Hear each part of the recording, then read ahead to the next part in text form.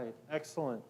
Well, welcome everybody to the January edition of the City of St. Charles School District meeting. Wish everybody a happy new year. Hopefully everybody had a good break and ready to roll for the upcoming second semester. Once again, just want to thank everybody for just all the hard work that everyone in the district is doing. This is a year like no other, so every one of you is appreciated. Thank you all for everything that you're doing for our students and our families. All right, as we usually do, we will stand, please, for the Pledge of Allegiance. I pledge allegiance to the flag of the United States of America and to the republic for which it stands, one nation, under God, indivisible, with liberty and justice for all.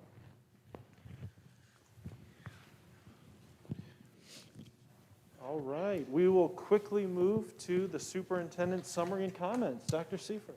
Thank you, Mr. Keene. Welcome to tonight's Board of Education meeting. I hope everyone had a happy, safe winter break and a happy new year. We are back in person for tonight's meeting.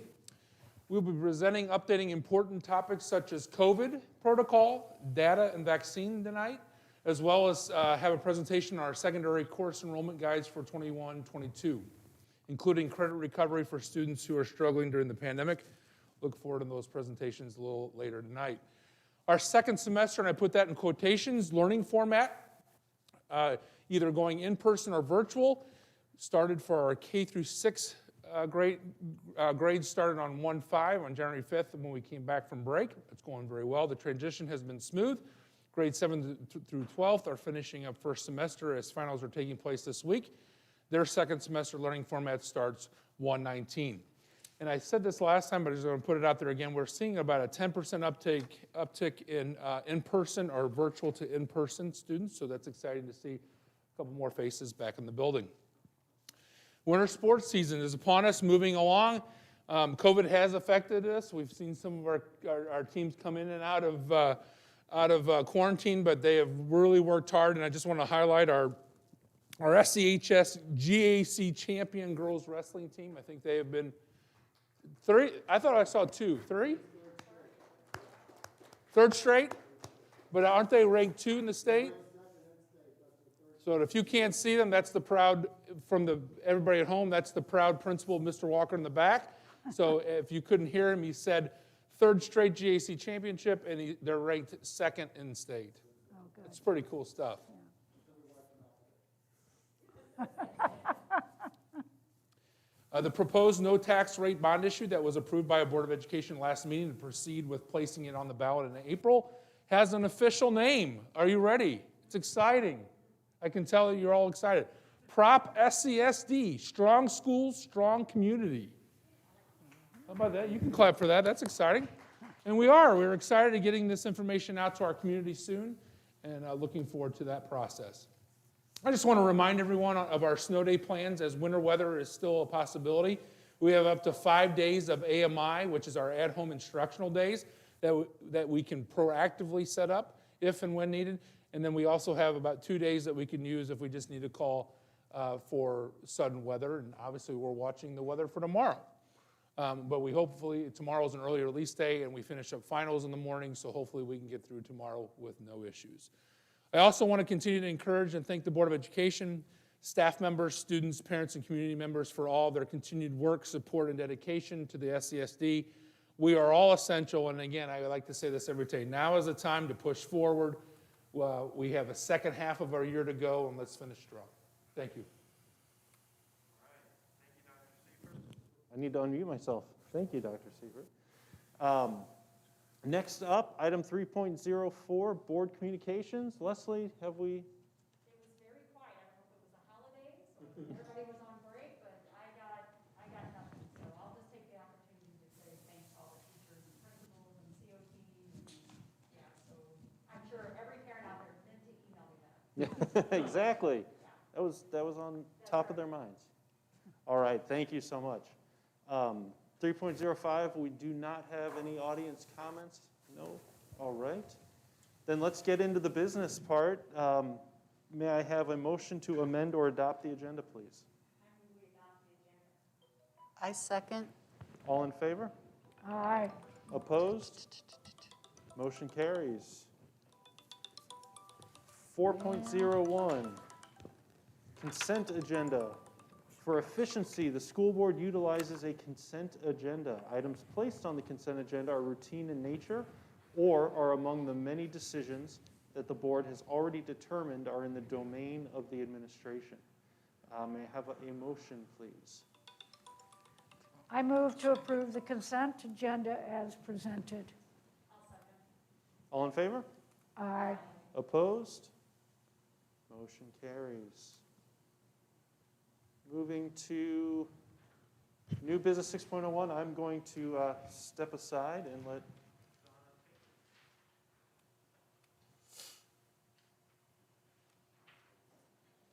Okay, we're at item 6.01, resolution calling a bond election in the school district of the city of St. Charles School District of the city of St. Charles, Missouri.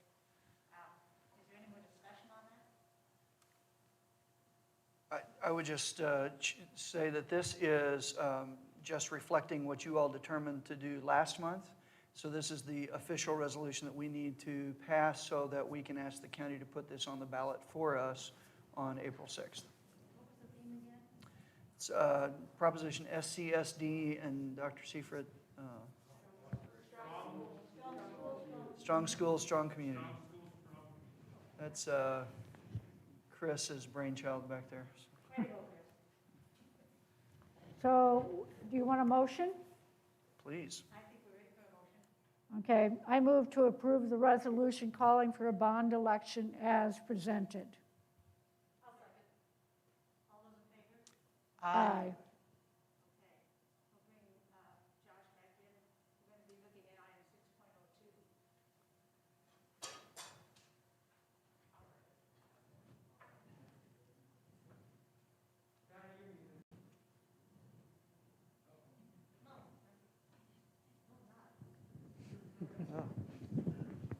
So nobody heard that entire last thing?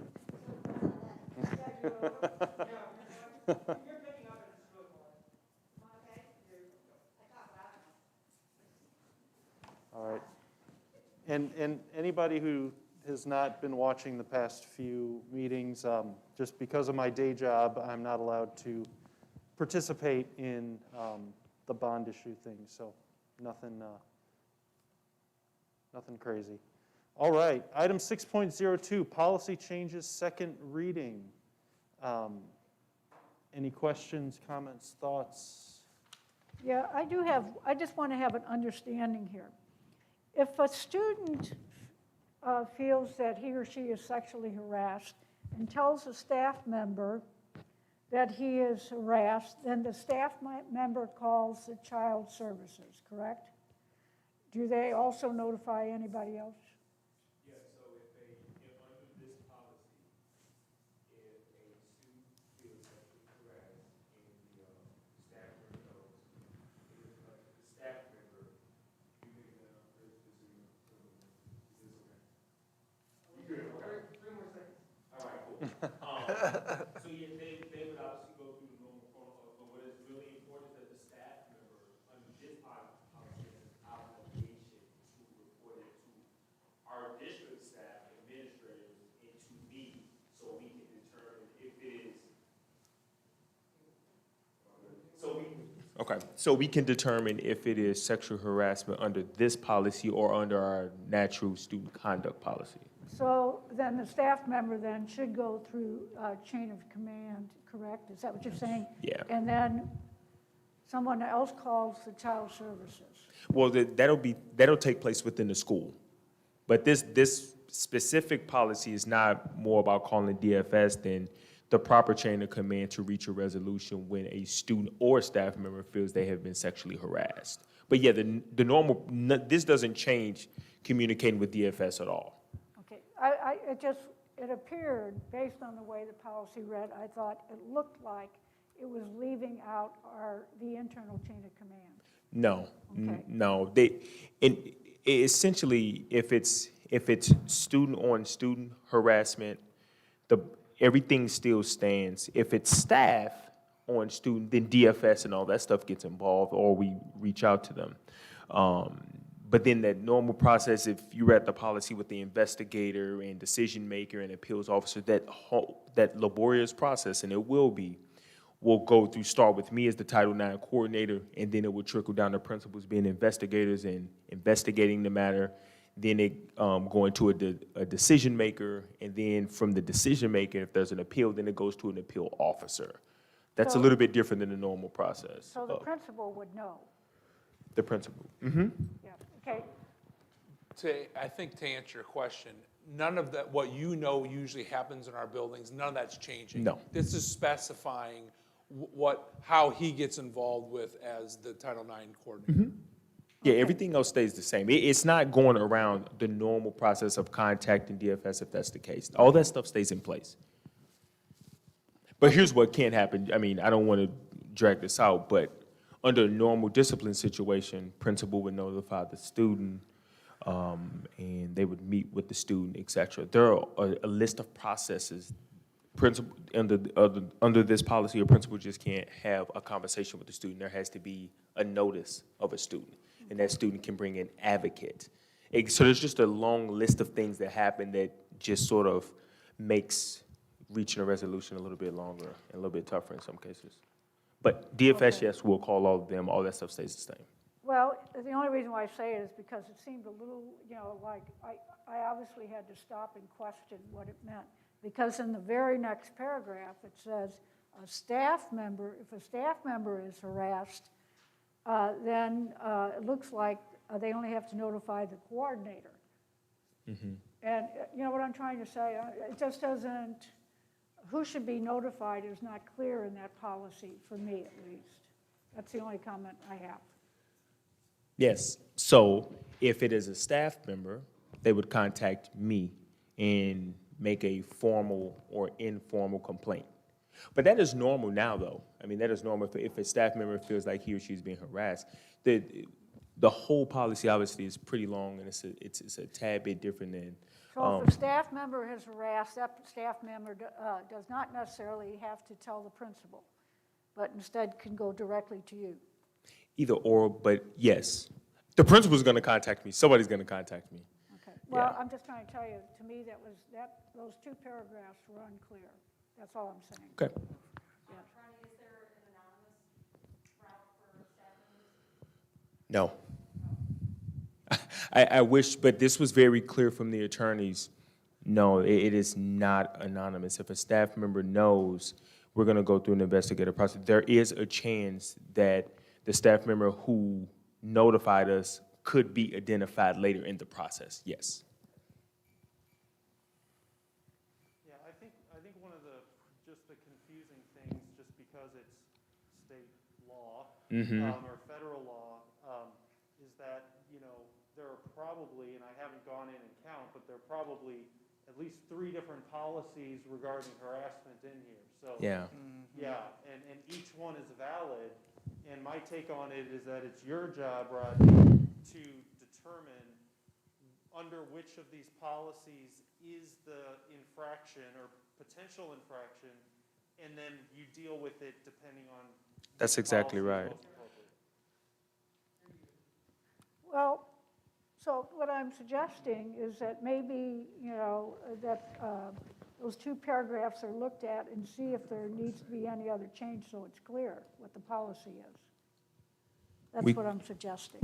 Sure, we can do that. Yeah, it just can be, it can be a parentheses, blah, blah, after, doing the internal, chain of command, end parents.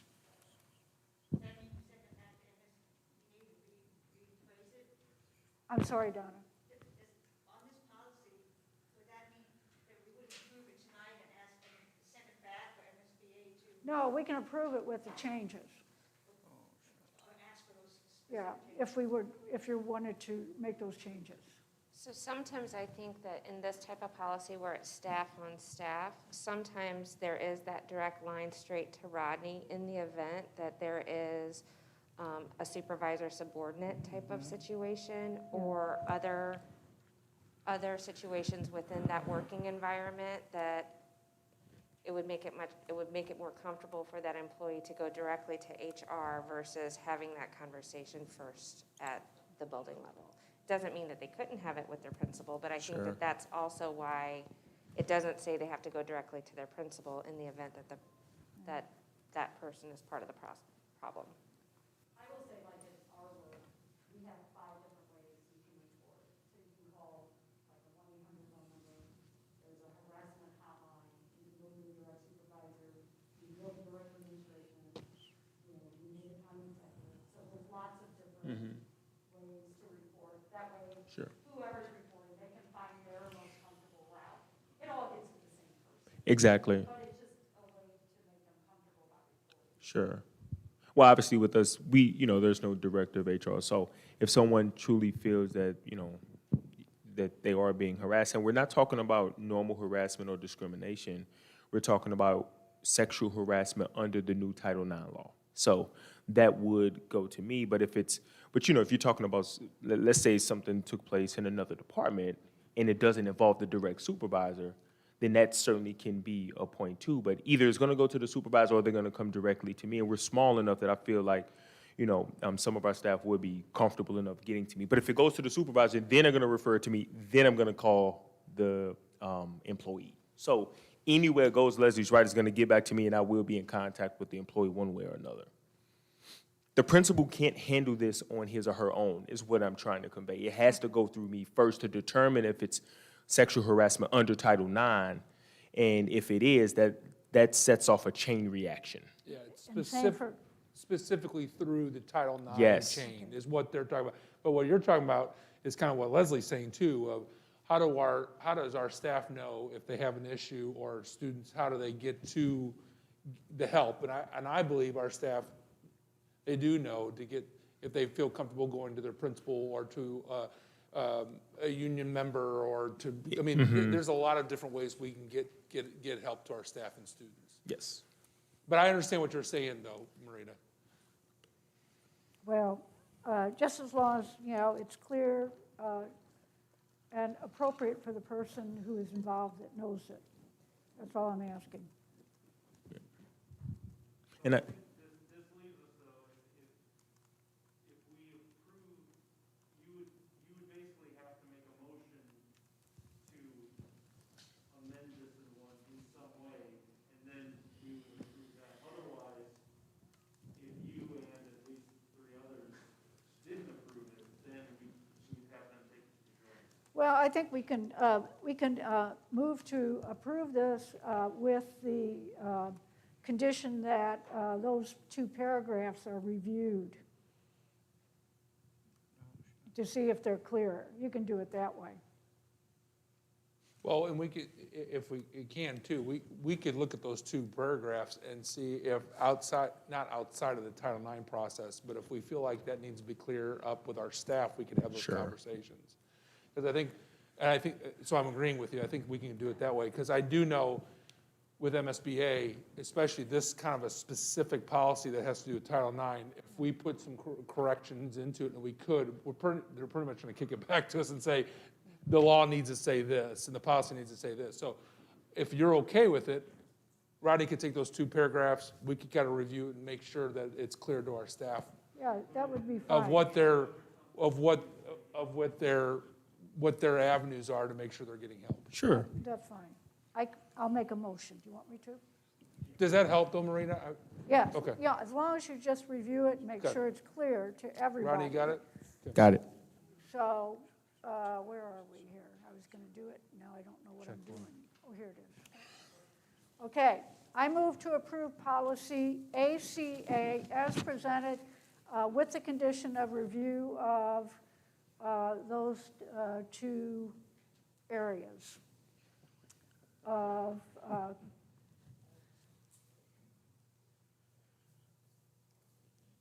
basically who needs to be notified. There's 2 paragraphs, one after the other.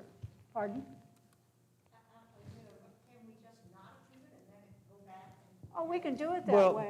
but to Jason's point, if we did this, the lawyers would not like it. Yeah. So I don't, they're going to clarify it like more in the handbook Yes. Or just in an email, Versus- or- just some correspondence, or conversation. something. Yeah, I don't, because I certainly don't want to stifle what you want to come out of it. I just know when it's a specific policy that has to do with Title IX, because we've tried it before, we put a couple things in, and I love parentheses, you know that, if you ever see my writing. I do, I love it. They'll take them out, they'll tell us, no, that's not the, Okay, would you agree with that? So if we could just approve it the way it is, I'm suggesting it. okay. Then we would, he's already got the 2 paragraphs that we can explain to our staff. Sure. I amend my motion to, I move to approve the policy ACA as presented. I'll second. All in favor? Opposed? All right. I will say that is the most robust conversation that I can remember that we've had over a policy. So, and it's an important policy, don't get me wrong.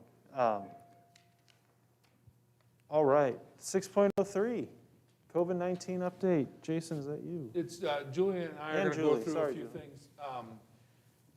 Probably giving you way too much information here, because we had a really good conversation last Thursday, we had a good conversation last Thursday too, but last December's meeting. But we thought with the quarantine protocols and some of the changes we made and some of the conversations and feedback we got, we thought it would be good, and we told you we would come back and let you kind of know where we're at with some things here in January. So we got just a quick presentation. Chris, if you want to pull it up so they can see it in here too. But the first slide basically talks about exactly what the quarantine protocol looks like at this point. We met with the health director, meaning the superintendents and myself met with the health director on December 21st. And actually, it's different than I thought. They are not going to go. They are not cutting down our quarantine days. So we're staying at 14 days. We're staying at the most days you can be out. We are not going down to 10 or 7. So we're staying at 14. They are going to keep the modification piece in. So, and again, we'll go over that in just a second. Mask to mask, we'll have a modification. We'll talk about what numbers look like so far, and we'll show that. But that's what the health department for St. Charles County is going to do. They are not going to 10. They're staying at 14 with the modification. Julie, do you want to add anything to that? Okay. We'll get into some data in just a second. The other update I want to let you know is the vaccine. There's a lot of conversations. You guys saw a couple emails that I sent out to the board or to the administration staff as well as our entire staff, and then the news media is getting a hold of a lot of different things too. And a lot of things are kind of happening very rapidly or somewhat cases it's going slow, but then all of a sudden it seems like all of a sudden we get this information. Long story short, at this point, all of our SCSD nurses and our clinic staff have had the opportunity to get the vaccine, so that's a great thing. They're part of 1A.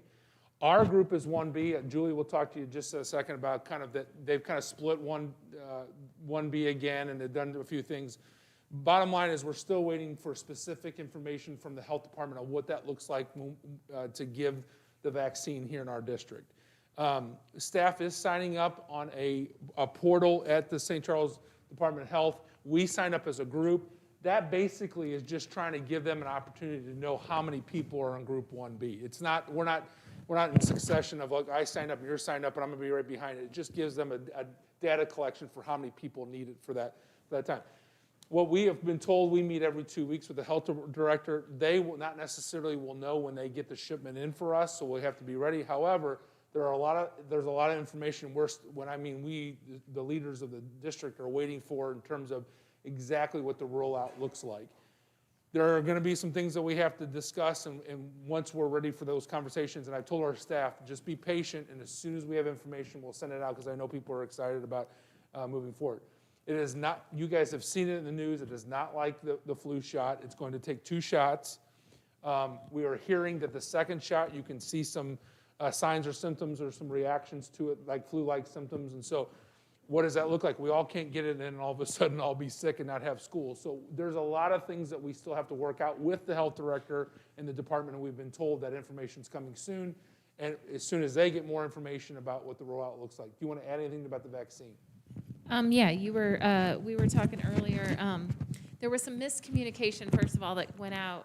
Dr. Garza or something had said that teachers were moved up to 1A, and what he meant to say was school nurses were, and so that we got a lot of feedback saying, wait a minute. So we corrected that. But Yeah, so 1B was separated into 2 different tiers. So we are in 1B, but there's 3 tiers, and we're in tier 3 of 1B. So according to the news, today they started rolling out 1B tier 1, and that's like the kind of the non-patient facing public health infrastructure people and first responders. And then phase 1B tier 2, which I personally think is kind of wonderful. The people with underlying health conditions are going to actually jump up to 1B, where some of them were actually on C originally. And they were going to have to be like over 75. Now it's going to be age 65 and over, or anybody with those poor, the cancer, chronic kidney disease, those things. So then we are 1B tier 3. So according to the news, 1B tier 2 is starting on Monday already. So I guess when they get through that, then we're next. So, yeah. So, of course, St. Charles County, they would like us all to go out and sign up for the vaccine, Uh-huh. right? So they can plan. And so, my question is, you said you signed up as a group. Do you mean you signed up for staff as a group? Uh-huh. So, because the only reason I ask that is because I had our staff sign up individually, because if you're 65 or older, or you have a chronic illness, Yes. it bumps you out of your group and into the. So, and So you- we did both. Okay. Sorry, that's why, and I knew you're, Well, in the health department, when we sent that letter out, and you guys got it the other day too, about signing up individually, there was an option that was what, was that Monday or Monday. Tuesday? There was an option to sign up as a group or sign up as an individual. So we told everybody to go ahead and sign up as individuals, and then Jason was in my office, and we just like put us as a group too, just to see what would, we just want to like so we've done turn, both. look under every stone, right? And then today I got on, when I saw this, they've revamped it. It's So all now the new. questions they ask are different. So So I- it separates it a little bit differently. So I contacted Dimitri, our health director, on that day, because, and again, I'm just being candid, we were supposed to meet every 2 weeks. Well, on last Friday, we were supposed to meet, and they said, anybody have anything to say? I said, well, if you have any more information on the vaccine, we're ready for that. And they weren't ready, they didn't have any for us. And then all of a sudden, Monday shows up, she's like, hey, there's this whole sign up. I'm like, wait a minute, I didn't know that was happening. And so I called Dimitri, our health director, and said, okay, what does this really mean? And what I understood him to say is, yes, he would like for us to individually sign up. It was okay that we signed up as a group as well, and it gives them an idea of what's happening. But it's not like you're really just you're for sure signing up for it and you're in line. So, and he's also said, hey, and we already sent it out because we thought, well, we're not going to lose any time here. He goes, that format's going to change in there, but it's okay. You might want to give it a couple days. So it has changed. At this point, he hasn't said that we have to go back in there, but if that comes out, we'll tell our staff to do that. So again, I don't want to sit here and tell you, hey, we're just waiting. Our thoughts are, and our minds are the things that we're hearing are happening. We're kind of thinking of what does it look like, a pod situation. Are they going to deputize our nurses to do it? What does it look like? Those type of things. So we're starting to put some of those things together, but we got to get some real tangible information from our health director, and we're waiting for that. So, and again, the key question too from staff is it mandatory? And it is not. We are not mandating it that it's done. But we certainly want to make sure that everybody who in our district that wants it has the opportunity. And it doesn't matter if you live in our county or not. If you work here, you're able to get it within our school district. I want people, and I said this to our staff, please be patient. Please, and people have just done a great job of really understanding, because it's going to be a lot of information very quickly at one time, and we just have to be ready to turn around and do it. So, Jason, one more question. Are students 17 and under? They are not eligible, right? no. Okay, so only 18 and up. It is, but we talked about, I have not had a conversation about students yet. No, because I think they're probably on the bottom of the list. So, So yeah. I'm just being Unless they have candid, I underlying haven't health had that conditions, then conversation. I guess they could be, sign up for this as well. And it seems to be a lot of information's going to the news media, which is fine, because a lot of people want information about what is happening. And if people see news information before they hear it from me, I apologize. That's not, As soon as I get information, we will send it out. And Julie's on it, Rodney's been helping us with it, and we'll make sure it's ready to roll for our district. So I just wanted to make sure you guys had a good understanding what the vaccine looked like. The next two slides, and again, I don't want to spend a lot of time on it, but one is the review of the modified quarantine. That is actually from the health department. Julie, do you want to say anything to that? I mean, that's the review from last time. Pretty much nothing has changed. Like for the modified quarantine, everything we told you in December is, the days are the same, the modified quarantine, everybody has to be masked up, perfectly masked up to be able to do So the that's a great modified. segue. If you look at the next slide, details of the modified, that hasn't changed. And I can tell you right now, and we've got a couple principals in the room tonight that both have had pretty heavy COVID days today in terms of contact tracing. Is that right, gentlemen? And what we're seeing, we'll show you numbers in just a second. The modification piece that we're looking at in terms of kids able to come back to school because of a mass exposure, we're not seeing tons and tons of kids coming back. We're seeing some that are able to come back, and it's beneficial. But really, our principals and our staff have done a really nice job. If there's any issue with a mask, if it's below the nose, if it's in PE class, obviously, we've talked about it before, if it's an out-of-school activity, we've seen whole teams, I hate to say go down, but be quarantined. Our principals have done an excellent, excellent job, and our staff, to understand what we're talking about in terms of making sure that the only modification that's happening to allow kids to still stay in school if it's mask to mask in the classroom. Gentlemen, not to put you on the spot, but you're the ones who are going through this. Anything you want to add to that? No, it really is right now, class mask to mask is really good. What I'm seeing for some of our parents and kids is they want to stay home, which is great. Nice part of what helped us out was during finals week, we had several kids that wanted to stay at school because it was finals week with mask to mask. Not having big fights with kids and things along those lines, which has been kind of nice. I'll give our staff, kids, and parents credit. They'll probably more phone calls than I have, but I know I've quarantined over 400 kids, and I've had no kickback from any of my parents. It's been absolutely phenomenal when I'm talking to my parents about it. And now the kids have been really good. You'll get a few upset kids, of course, but the kids have been doing a good job of keeping the mask up and this mask to mask. And I will tell you this, you don't see a whole lot of spread when it's mask to mask. I'm not seeing a lot of kids trying getting sick off of that. You'll see it more when they're out on the weekends doing things along those lines. So far, it's good. It's just a long day today. We had 7 positive cases for kids and 2 staff members today. And we got lucky because Monday and Tuesday were A days for us. I didn't actually have full days of all my classes, which really kept me from my numbers down. We're going to quarantine about 90 kids, which we're still working on that. We'll be doing that tomorrow as well. Long day. Thank you, Jeff. Yeah, Daryl, anything you want to add to that? I think we're doing really well. Our parents and students are adjusting. Our communication, I believe, is very clear and efficient. We utilize our students to help us bridge the gap and communicate at home. Plus, we have teachers that help us communicate with our families that speak multiple languages, which is very nice. And so I think our school's doing really well. There are students that are finding themselves quarantined more than once. But they take that with a smile on their face, knowing that they have their mask on correctly and that they're able to stay. Thanks, gentlemen. They're not here for that, but I figured might as well let you guys hear directly from them. And 2 gentlemen who are doing a great job of managing COVID in their buildings, and they both particularly had some pretty tough days today with it. and I was just going to say, so today, like when we were presenting numbers for this next couple slides, Dr. Diggs had like 23 more kids quarantined today because of a case.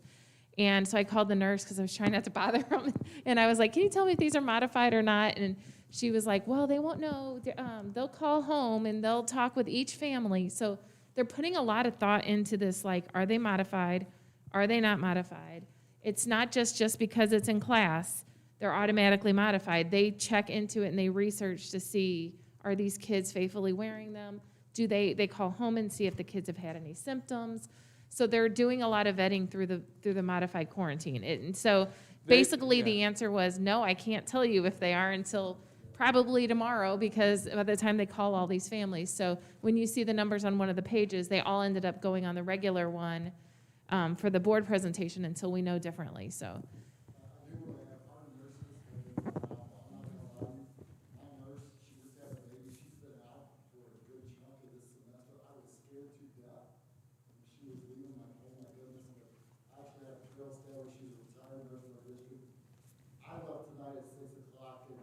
just left before I left. So they were just, Carol Stanley herself has just been flat out phenomenal. So our nurses, beyond just our staff and our kids, and our nurses have been saying, man, they've been wanting for us. They've helped out, you have helped out today, thank you for helping us out. So it's a long day. Carol had to do 15 tests today. But the reentry plan that we built at the beginning with what those clinics look like, making sure that we have a well side, making sure we have a well ventilated but isolated area for kids that are sick, and the process that we're going through. Now we've added the antigen testing. All those things are working. It doesn't mean we're still not battling. It doesn't mean we're not still having some rough days. But our people and our nurses and our administrators and our staff are just, they're doing a heck of a job. Yes. It's actually the modification piece they won't complain, they won't tell you this, but it's probably actually a little bit more work for them. But it is saving some kids. It's allowing some kids to be able to stay in. But it's a very few amount. We'll show you that in just a second. Do you want to Can I say one more quick thing? Oh, sorry, I'm trying to But go. because he gave kudos to the nurses, and we don't have a slide in here, but I know we did last time. So right now, they've given out 204 of those antigen tests, and we found 49 positives out of those. Sometimes the negatives will become positive as that we know we'll send them to the doctor or they'll do it again. But just today, she gave 15, and we found all 9 of them, 7 of them? Yeah, those are kids that we would have, in another district that wasn't giving antigen tests, would have had to send them home.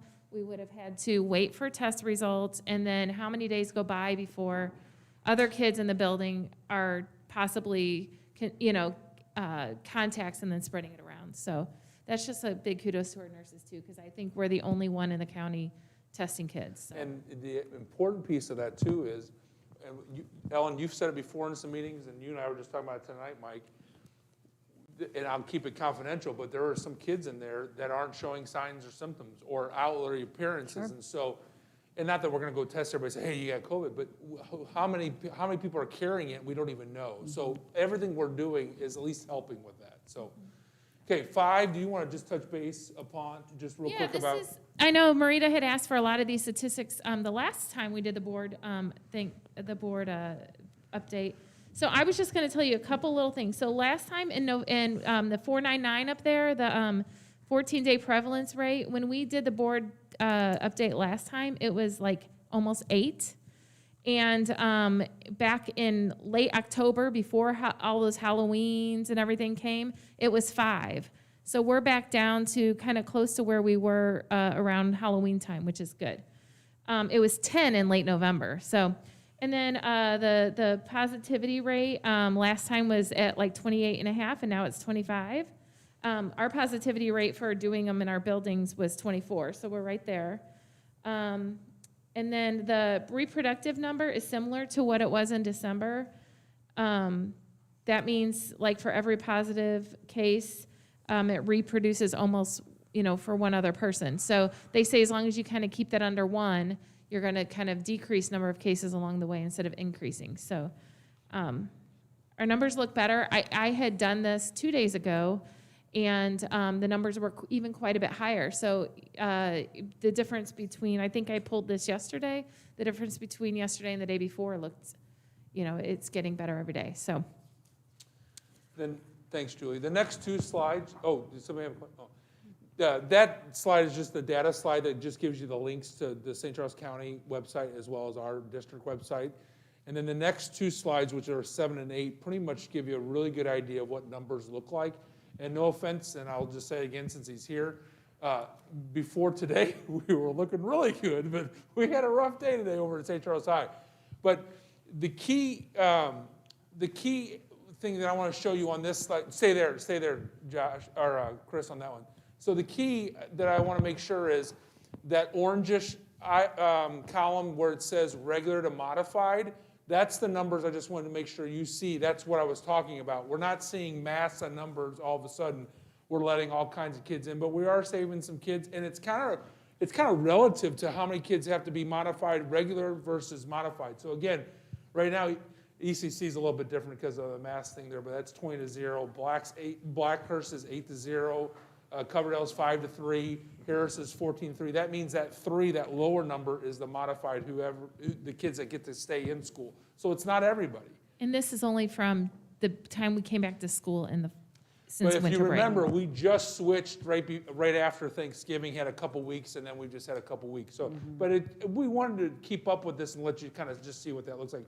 Daryl's in the room, so Hardin, they have, and we're not proud of having 118 quarantined, but we do right now. And so, but then 42 of them are, because of the modification, are able, not 42 of them, but 42 others are able to come back in person at this point. So it kind of shows you that it's not out of control how many kids, but it really does give us an opportunity to have some kids back in the building that might have had to go home. Yes, and the St. Charles High kids that had to quarantine for today are not in this number, because. Right.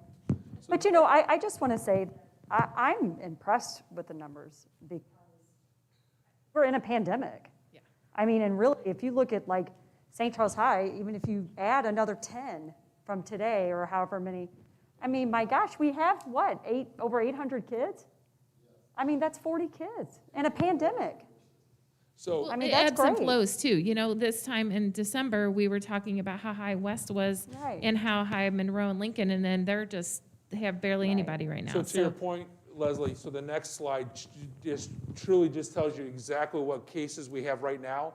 That St. Charles High number is today's numbers. Right. So I we think you went from guys are 2 doing to, excellent. actually I think it's 11, isn't it? So For what? for their positive probable cases. No, it's for 10. high- Is it 10? Okay. So we went from 2 to 10, and we would tell you, we had a really rough day over there. But still 10, and looking at our population, and looking at, that's 0.9% of the population, that's pretty good.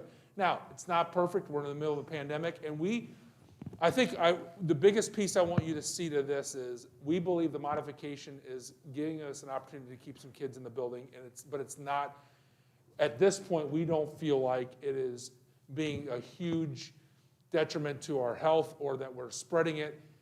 Because of everything else we're doing, kids are going home when they're sick and they're staying home. And that's what we're really making sure that the protocols that we put in place at the beginning of this year have really helped us and worked. Doesn't mean we don't have tough days. Doesn't mean that's all we do some days is COVID. But we have, and I mean we, I mean people in this room and everybody has managed it so well. So Well, even if you look at High, all of the students and staff from High today have something in common. They all have a common activity that, so the thing is, it's not like it's just 10 people across the building. Right. I mean, the masks work. They do. Yeah. that's Yeah, they just do. So, yeah. the next 3 slides. I'll let Julie take them. There's just Yeah. some information she wanted to add. She loves to add information for you. I'm guys. sorry, sometimes, no, DESE and the Department of Health and Human Senior Services, whatever, but the bow tie doctor and DESE to do the monthly check-ins and webinars. And so sometimes they'll just have different things that they put up, and I'm like, ooh, this is kind of fun to share. So what this page was something they shared from the CDC saying that in the 2 weeks before testing positive, it shows that they were not more likely, the kids that had tested positive were not more likely to have all been at school. Instead, they were all more likely to be at weddings and parties and play dates and funerals. So that was just kind of something they had shown us, a graphic they had shown. And then the next 2 slides, these are 2 reports that are that they also shared some information from about the reopening of schools, and both from Brown School of Public Health, and you can see the resources there, or the links to the organizations that wrote this, and the American Academy of Pediatrics. They are both strongly encouraging and advocating that when they're talking about policies for COVID-19 in schools, that schools should start planning on being in session, and that kids should be physically present in school. As long as you have the right restrictions in place, they're just saying that it's probably safer for kids to be in school than and that we should start there. Even with, if you read some of the information in these articles, they're saying even with more widespread than we currently have of cases, like in the actual outside school environment, that when kids are coming to school, there's so many restrictions and so many things put into place that they're actually probably safer being in school. So I just thought I would not go through all that, but just to give you guys some good reading material. We promise we won't do 7 or 8 slide presentation every month, but we felt like we needed to follow up with the conversation we had in December. So thank you for listening. Do you have anything else? Okay. Any discussion from the board? Any questions? No, so yeah, thank you for keeping us informed, and thank you for everything that you guys are doing to make sure, and everybody, the principals here, everybody, it's a lot of work. I understand that, definitely. Everybody has to do their part to keep us in school. So even the teachers staying home when they feel sick, or students, it's all of us. All right, so that was discussion and information, so we don't need a vote. That takes us to item 7.01, transportation. Charles, are you going to set it up? Yes. All right. So along with many of our other support departments, transportation has been working really diligently to try and make sure that they bring students to school safely. Safety's always been one of Cindy's catchwords for her staff, and that certainly is no less true now, and we've certainly upped the game with disinfecting buses and trying to get our drivers to be those first people that see kids and see that they get their masks on and keep them on. And honestly, Cindy may say something about this in her presentation, but we really have not had a tremendous number of problems with it. And so we, again, really very thankful for our kids and our parents and everybody that's made that happen. So I'll turn it over to Cindy Priest, our Director of Transportation. Thank you, Dr. Brazil. Well, Step right into the mic. do what? Step right up. Step closer. There you go. My voice is loud. I cannot believe I need a microphone. Here's your teacher So voice. the first page there, Chris, if you want to, I'll let you read that. That was put in by one of my staff members for my enjoyment, because they think I need to smile a little bit more because it's been a rough year for everybody. So to say that the pandemic brought an unconventional end of our 1920 school year, also a beginning of the 2021 school year. For my department, we usually have about 4 weeks to prepare, knowing who's coming, who's going. This year, just because everything was so fluid and changing daily, we got everything done in about 4 days to get everybody on buses, and just a lot of changing of routes. So we had enough social distance, not overcrowding, adding a few buses that maybe we didn't have before so that there was not crowding. My staff did an excellent job on dividing those routes up, split it and conquer it, and putting in some place sanitizing plans and daily procedures for our staff when they arrive in the morning. And all of our drivers showed up. We did have one gentleman who was concerned because of his wife, so he did resign for the year. Other than that, everybody showed up, ready to roll, ready to get back to work. They were very excited to get back to work. And one thing I might, Cindy, if I could interrupt, one thing I'll point out to the board that I think you remember from our opening, but just to reiterate, really, we're not operating nearly at efficiency in transportation this year. We're operating at safety. Yes. And so we're operating the same number of buses for a whole lot less kids right now. And so, if this were to be a regular year, Cindy would be telling you about less buses and less drivers and reductions, but we really have not done that in her department at all this year, just because we wanted to give ourselves as good a chance as possible to continue. Right, to keep the kids, again, socially distanced on the bus as much as we could, minimal occupancy. And like Charles was saying, we've had very low COVID positive employees, staff. Our office, we work in a great office, but we're close, we're tight, and we've all been very blessed to to stay healthy. So my staff, when they come in the morning, again, everybody has strict protocols. They know I'm going to crack the whip if they're not following the 6 feet and stay away and don't gather and talk. But like Charles said, our ridership is down and is coming back up starting next week. We're ready for that. We still think we've got enough of a student load per bus to keep us safe. And then another big challenge for us this year was our mechanic, who has serviced the St. Charles School District in one way or another as the mechanic for the buses, was retiring. Unfortunately, he didn't make it to retirement, passed away a few days before. But we had interviewed and hired a mechanic to come in and be with Doyle for a few days before he retired. We got Tom Malloway from Fort Zumwalt School District, and he came in and picked up when some of the rest of us were a mess and just knew what to do and what to get done. And he is just gung-ho on making sure we continue our fleet excellence that Doyle always got us. He's on top of everything. Sometimes we have to slow his roll a little bit. Cindy, can I cut in here? On slide 6, I think we're past that. We're on slide 7. You talk about very low COVID incidents with negligible impact on transportation operations.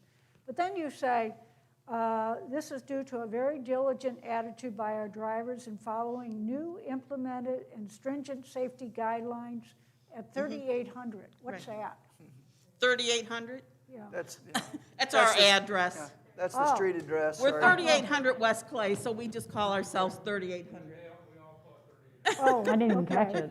Now I know. But back to that, we do have set up, since it's a perfect facility for it, our buses drive in one garage door, out the other, and I have a team out there that can spray 3 or 4 buses at a time with disinfect. They do every bus, every morning. It takes about 10 minutes to cure. They park the buses, and each day, every driver just drives their bus through, they get off, it's sprayed, and then in between the routes, they spray a sanitizer. It's a lot of work, because cleaning up the windows is a lot of work, but we have found, just in comparison to other school districts that aren't following strict disinfectant, we are much better off with our COVID. That process is pretty frustrating. You ever have time to want to go out? I'm serious. They zip in, boom, boom, boom, boom, zip out. And we Yeah. just have a great facility over there too. But Yeah. It's a pretty Yes. great process. It's perfect for it. It's a drive-through disinfectant. I keep knocking on wood every time you say, hey, we've had low incidences.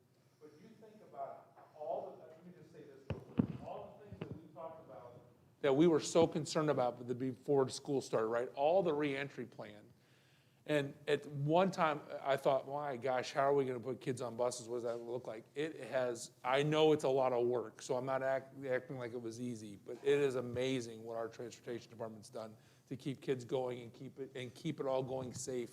It truly is amazing. Yeah, I give them, I thought we were going to have a lot more issues, to be honest with you, Yes. and we just haven't. I just Knock give on the wood. drivers and the monitors so much credit for keeping their buses clean, and this disinfectant puts a film on the glass, so they are constantly cleaning glass, but that's the least of their concerns. They're keeping their kids healthy, and when someone is out, they'll come in and a little disappointed that someone on their bus, 9 out of 10 times they're quarantined, not actually sick. So they work very hard to keep their students safe. So just on average, our drivers have been our average driving is 12 years. Average years as a monitor is 5. 36% of our drivers have college degrees. 23 are retired from a previous career. 11% have served in the military. 17 are persons of color. 38% are female. So as much as the transportation does not really have a goal in the CSIP, we do make every effort to hire the most qualified and the most diverse staff we can. And we do have a very diverse staff. I'm quite proud of that, and still it's a nationwide shortage on bus drivers. Average school is short about 28%. And I'm just, I always afraid I'm gonna curse myself when I say this, but right now we're at 100%. You know? Which is amazing. It really is. It It's is truly amazing, and it really now comes from word of mouth. People tell somebody, actually, we're really blessed. We have a lot of retired police officers and firefighters A lot of from, law enforcement. yeah, from St. Charles, and it's just kind of a word of mouth. They'll give me a call a few months before really they're gonna retire, and Well, Cindy, don't you think your diversity speaks to your ability to retain and get employees as well? I think your numbers here are so impressive. I think people want to work in this environment. yeah, This they is where do. people want to be. Yeah. They do. I call it kind of drama-free. And I make it clear when I interview, you know, we're here for the kids. We're not here to dispute among each other. And this is family. If you want a different environment, you need to go somewhere else where you're a number. You're not a number when you Great. walk in our door. So, And you know, we still do, to your point, Leslie, we have people that started driving for our district when the buses were still down here on Second Street at the old bus depot and cab stop that's still standing down there as St. Charles Transportation, and then bought by Laidlaw, by First Student, and then into our own in-house.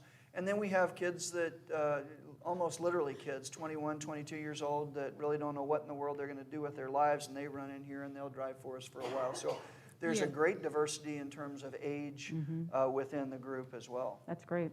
And I just want to say this, because I try to get out there. You have to get there early if you want to see them. You do, because then it's hard to see them in the midday. So it's not about me, but I do try to get out there and see them. They're just such a good group of people, and they are so proud of what they do. They're proud of their department. They're proud of who they work for. They're proud of the district. They're proud of our kids.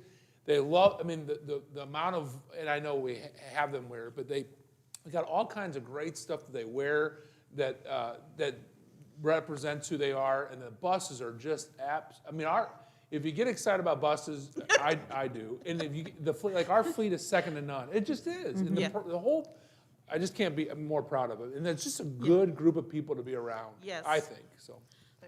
They love their uniforms as much as I do. They know I'm very look good, feel good, do good person, and that's how I want them to be. And so that's why our buses are kept clean, and, you know, I kind of do an inspection of them. And I think everybody appreciates it. It makes them feel much better out on the road. Well, and I will add one more thing, just so you know.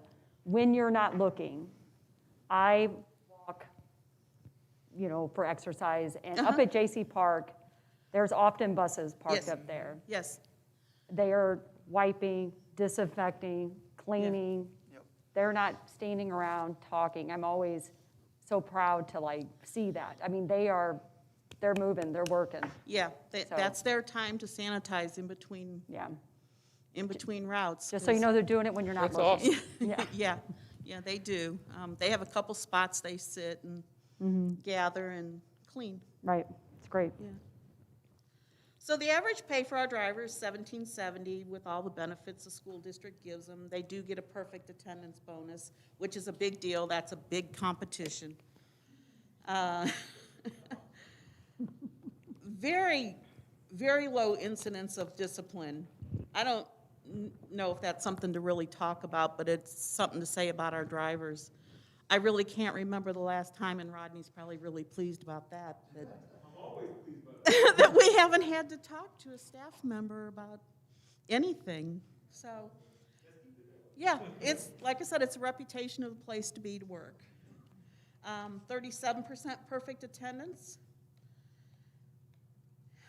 And 9 out of 10 times, it's something out of their control. But, you know, it's it's improved greatly from people just taking off because they've earned a sick day. They want to be there, especially right now. Even people that were saying, no, you're quarantined, and they come to work, they want to come to work. We have a lot of drivers that way. They're like, but I'm fine. No, you're quarantined, so. Yeah, they are. Considering they're probably the largest group of people at risk, being older and so forth, so. And as far as building relationship within the district, we were really pleased to be able to recognize Lincoln and put some magnets on the bus for their blue ribbon and their gold star school. The kids really got a kick out of that. Had to have their pictures taken with it. I know it slowed up the process a little bit, but the kids were really thrilled to see that. So our outlook is to purchase new buses. Now, we should clarify. I was gonna say, again? Most of you were here when we bought 40 at once, and then we bought 10 the next year. And so we don't have an old fleet by any means. We don't. But what Cindy and I have been talking about is that we really don't want to buy a whole fleet all at once. It makes much more sense to potentially look at a quarter or 20% of the fleet turning over every year or every other year, so that then you get, by the time you're in that rotation, then expenses get spread out over time more easily, and then you have a incoming set of new buses as buses age out. Right now, all of our buses are the same age, and that's okay right now, but we don't want them to all get to 10 years or to 12 years old at the same time, because then we really do start having significant maintenance costs and issues. Right. Where if we start looking to trade out those that have the highest mileage on them right now, and then look again, in the next several years. So you'll begin to see some proposals, probably if not this spring, next fall, to start looking at that. Right. Their warranty is up this summer, so that increases our maintenance cost. And we have one mechanic for 50 buses, so the newer buses under warranty really saves us money. And gas buses, we've had some salesmen out with gas buses. Charles is not on board with that yet, but they are less expensive to run. So many of you are old enough, like me, to remember when gas was kind of the fuel of choice, and then the federal government imposed new standards that prohibited gas in fleet vehicles. And so now they've gone back and you can buy gas buses, and we actually have some gas type A's, the smaller buses that we run. But you can buy a gas-powered type C, the bigger buses as well. And so I'm not necessarily sold on that. I mean, you look at the volatility of gas prices, but it is definitely an option. Some of the potential advantages of gas is diesel is a little bit more difficult to deal with. That actually goes to her second point on her outlook about we're just putting in electricity all the way around the edge of our bus lot so that we can plug in the block heaters on these buses, because diesel, once it gets down very cold, which it certainly can in our climate, diesel will start to gel, and gel doesn't run through an engine like liquid is supposed to. So we're gonna do some things to make sure that doesn't happen with our diesel buses. But again, because of emission standards on diesel buses, we also have to deal with a special fuel additive that also causes its own set of issues with engines and with maintenance. And so that's where some districts are certainly looking at what does gas look like as an option, or alternative fuels. Now, alternative fuels sound awesome, and I don't know if anybody here is, but you know that there are now, here's driving one, but now there are really good electric vehicles out there now. And there are actually electric school buses being built. But our average for a Type C 78-passenger school bus that you bought now going on 4.5 years ago, we paid $82,000, $83,000 for those buses. They'd be a little more than that now. An electric school bus the same size is about $300,000. So there is no return on investment on that at this point. The only places that I know that are buying those are places that have gotten federal grants to purchase. And so we can't buy a whole fleet that way. Get on that grant writing, Charles. I'm sorry? I said, get on that grant writing. Yeah, I was going to say, so other alternative fuels, kind of the same way. There's nothing that really costs out without some significant infrastructure. Like, I know Parkway's kind of made a splash the last several years of running compressed natural gas, but you have to have specific fueling stations for that, which then makes it harder to take buses away from your district out of town anywhere, because you've got to really plan not only for finding one of those stations, but for the time that is required to fuel with compressed natural gas. So there are all kinds of questions out there, and certainly gas is going to be one of them, whether we go back that direction at some point. It seems to be the popular purchase right now, because the resale right now is higher on them too. But there's always options, and again, another one of our big perks is now we're going to have electric block warmers, but to pull the buses inside.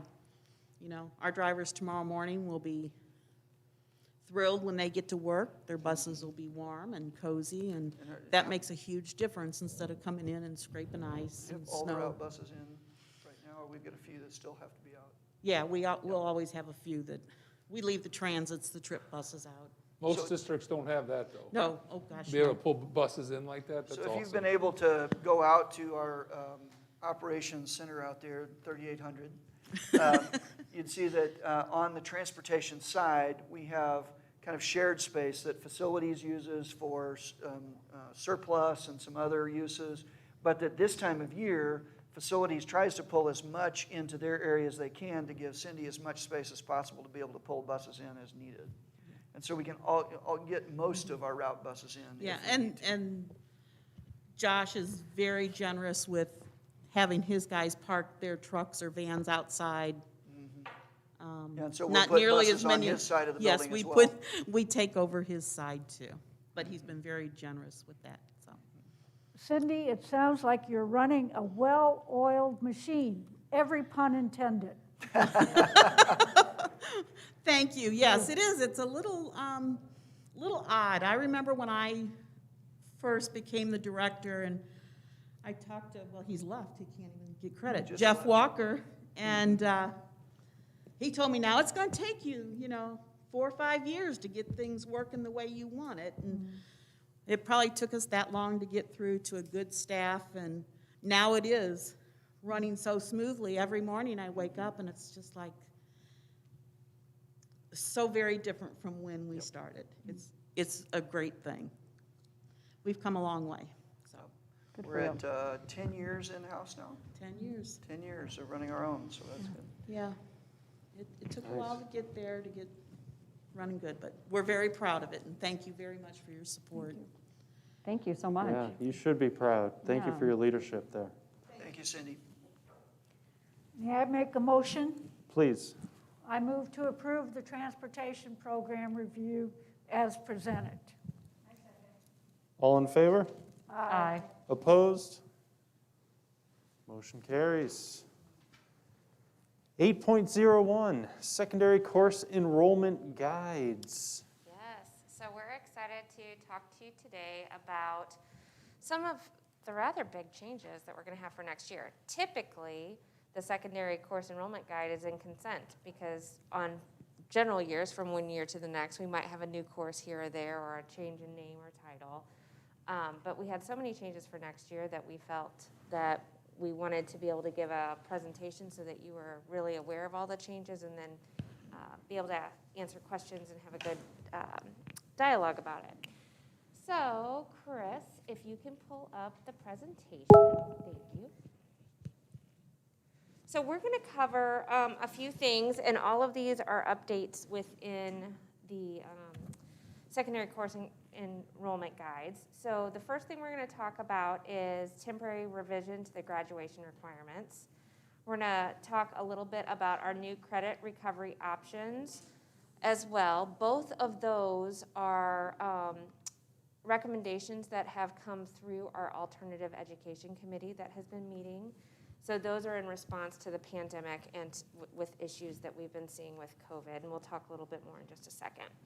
We also are going to spend a little time talking to you about our new early college program, and an exciting new dual credit partnership that we have on board for next year. Then probably one of the biggest changes is the virtual instruction courses for next year. We want to talk about that at Hardin Middle School and at the high school. We have a couple of exciting new courses for next year and some redesigned and renamed courses as well through the curriculum revision process. And then we will have some time at the end too for questions and discussion. Chris, if you want to go to the next slide. So one of the things that we are proposing is due to COVID and the detrimental effects it has had on many of our students, we are proposing a stair-step temporary reduction to our graduation requirements.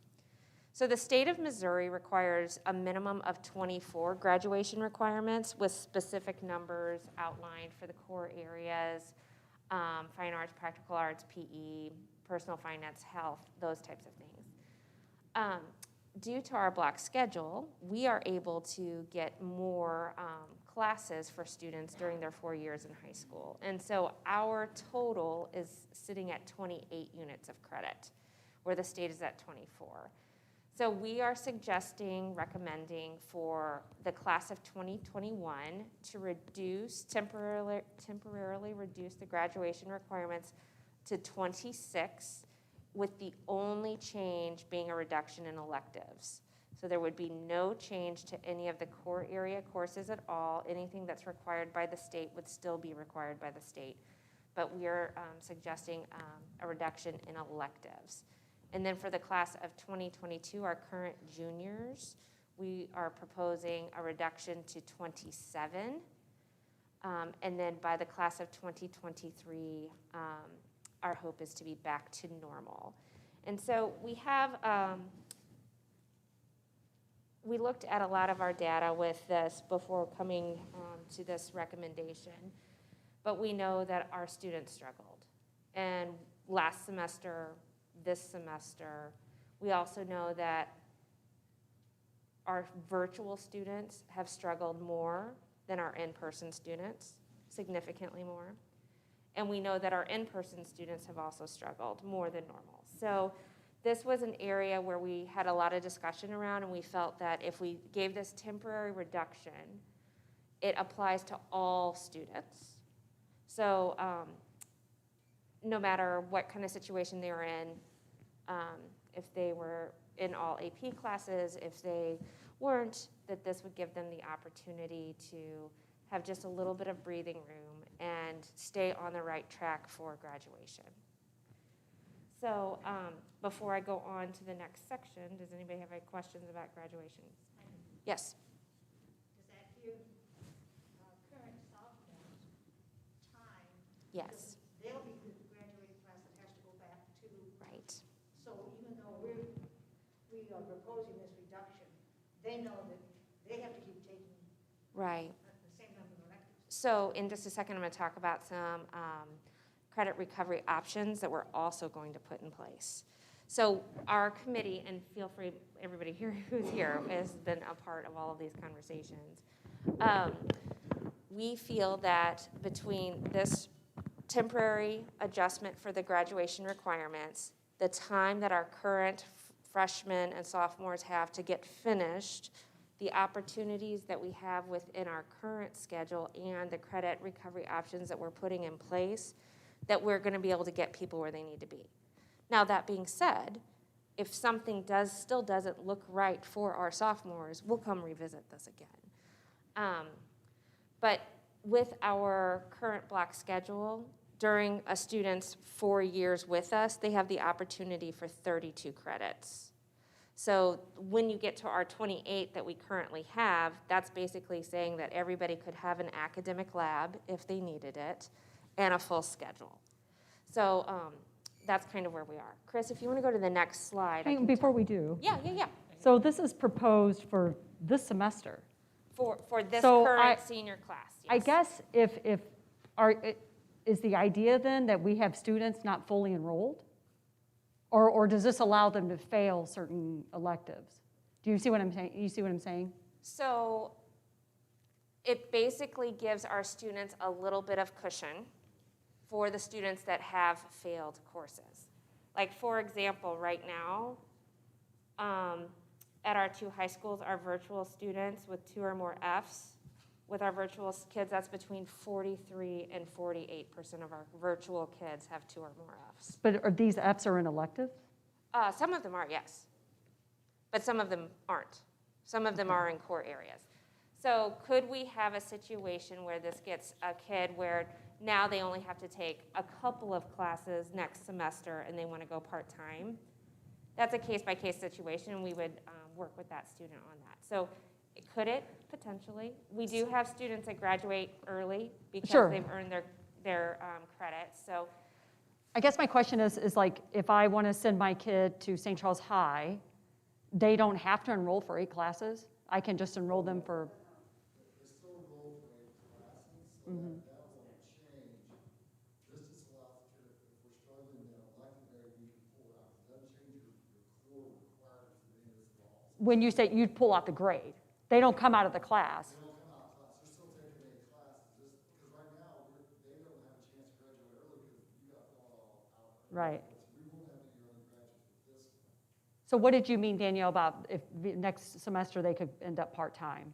What do you mean by that? So on a case-by-case basis, if there are significant situations for students that if they needed to be a part-time status, we have on occasion been able to accommodate those types of things. But they're right that we give kids full schedules all the time.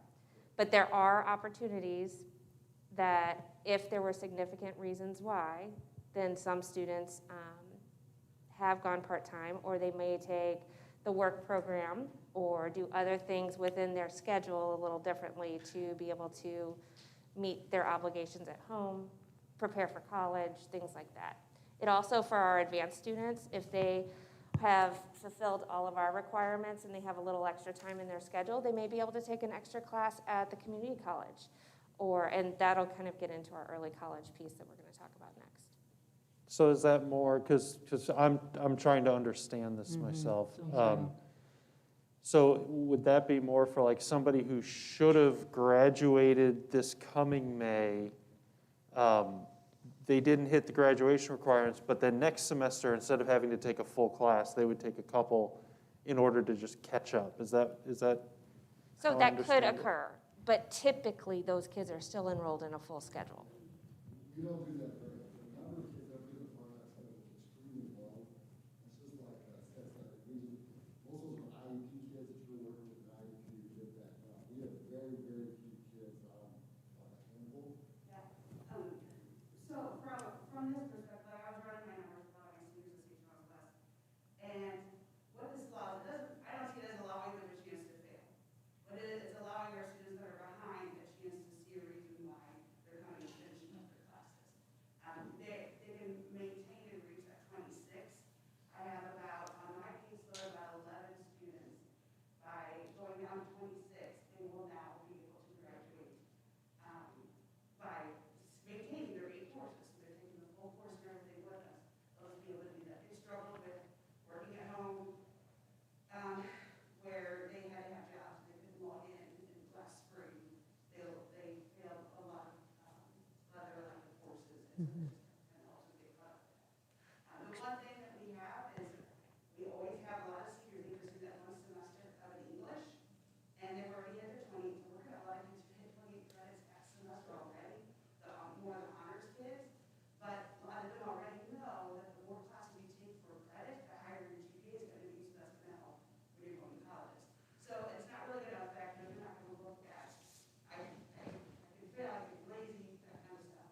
It's really going to help those kids that are really struggling right now, just to see a purpose as to why they're coming today, because they want to be finished right now. Mr. President, I'd like to make a recommendation that our speakers come up so that the YouTube people and so on can hear them as well. Come up to the speaker. That's probably a good idea. So Yeah, for because that any- was an excellent point you Yes. just made. Well, I have a question.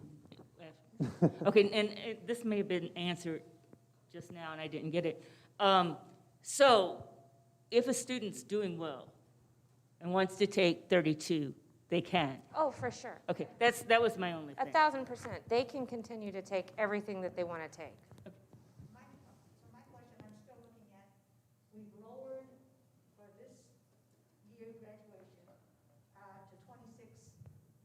hours, but it's only in the electives. Correct. So for those seniors who are failing a Math, core class, they can still have to, Can they still graduate? Can they make it up?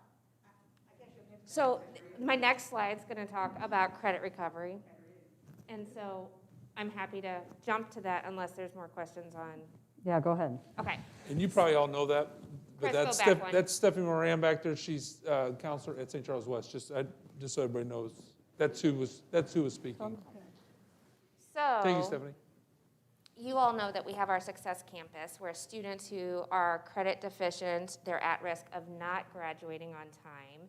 Our counselors work with the Success Campus. Those students have a half-day schedule at their home school. They go to Success for a half-day, and they work on recovering those credits for the classes that they've either previously failed or have not yet obtained credit for. And so they do a fantastic job over there. Typically, in a normal year, we're able to serve all of our seniors that are in that position, all of our juniors in that position, and pick up some of our most critical sophomores and be able to provide services for them at the Success Campus. Where we are currently, the high school counselors and Success met this week to look at our students that are at risk for graduation. And so we currently have a waiting list for Success where we can fill our seniors and some of our juniors. So there will be some juniors that, as of right now, Success won't be able to take. And we won't be able to get to sophomores based upon the current need. So with that, the temporary reduction does help with some of those things. So students who failed core area courses or defined graduation requirement courses still have to complete those. But if any of those kids were deficient in just credit or elective credit only, it could potentially help. Two of the things that we are looking at right now of being able to do are to look at our students who maybe are only one credit short of graduation. They're slightly behind, but we can kind of get them going. We have academy programs at both of our high schools that typically have worked exclusively with special education students, but it is our general ed curriculum. We use our online Edmentum program, and we have gotten authorization and clearance, and we know that we can actually embed into those classes, if space permits, general education students so that they can also work on the Edmentum program to recover the credits.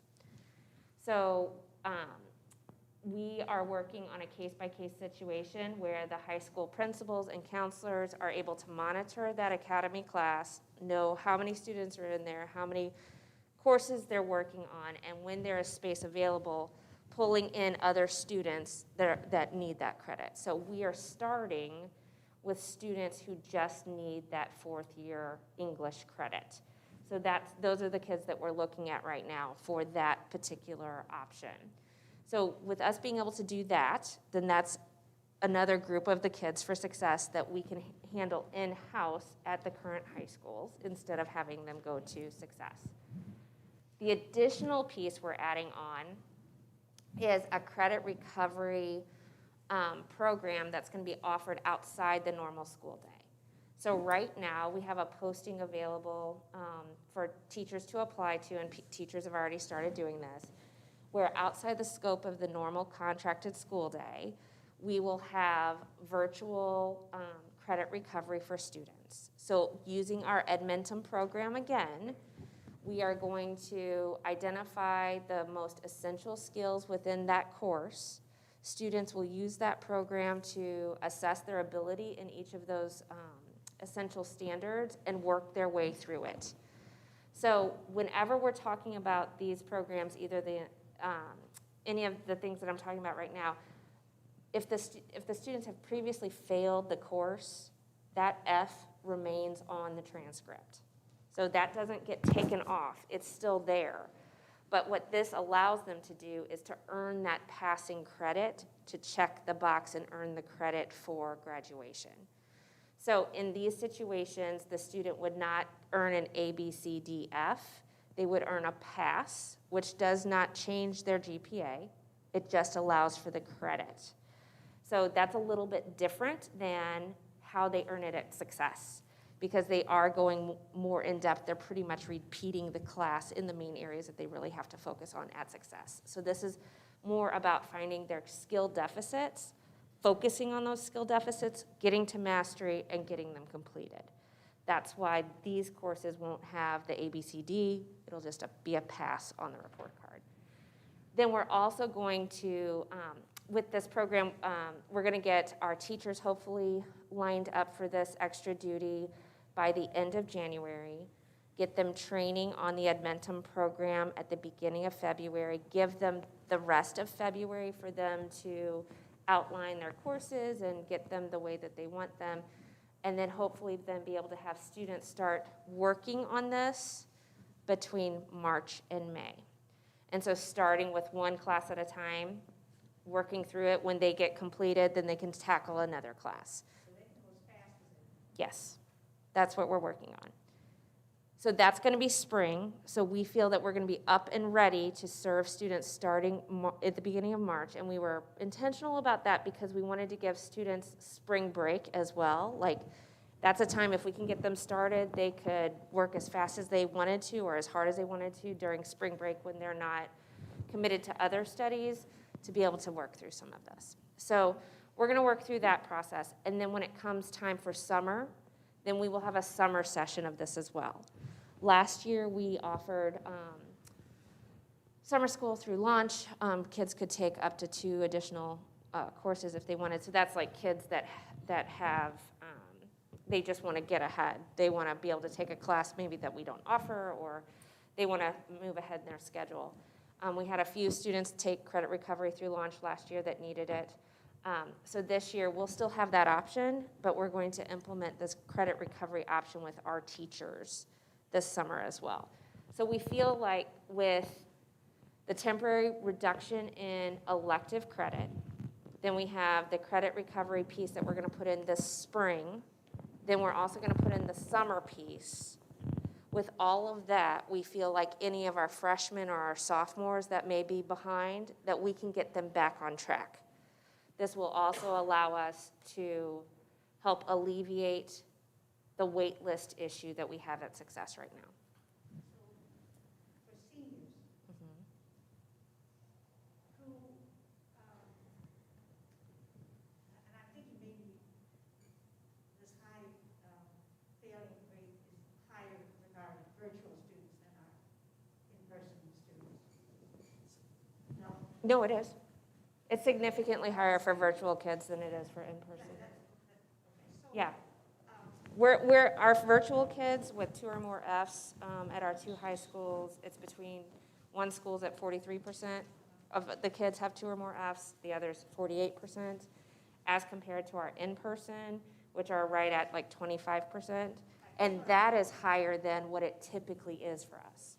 So typically we're at that 12 to 16% failure rate, and we're way above it right now. Given that this is such an unusual year, but a lot of these students have, I don't want to say chosen, but have not done the work, have kind of not turned in the assignments, have chosen to whatever. So now, even with all of these options, are these students still going to be lit a fire? Will they?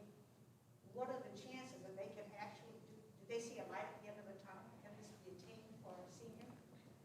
Stephanie Thank you. Thought it would be good to give some situations that I'm working with. So basically, I currently have 2 seniors that are going to be doing the academy credit recovery.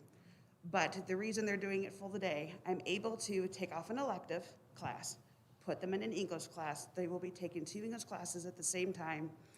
They understand what they need to do. But one student has not taken English for semester 1, and another one was in a college comp class. So they have to take the full English credit class and not just a credit recovery option because they haven't sat in the full regular English 4 class, okay?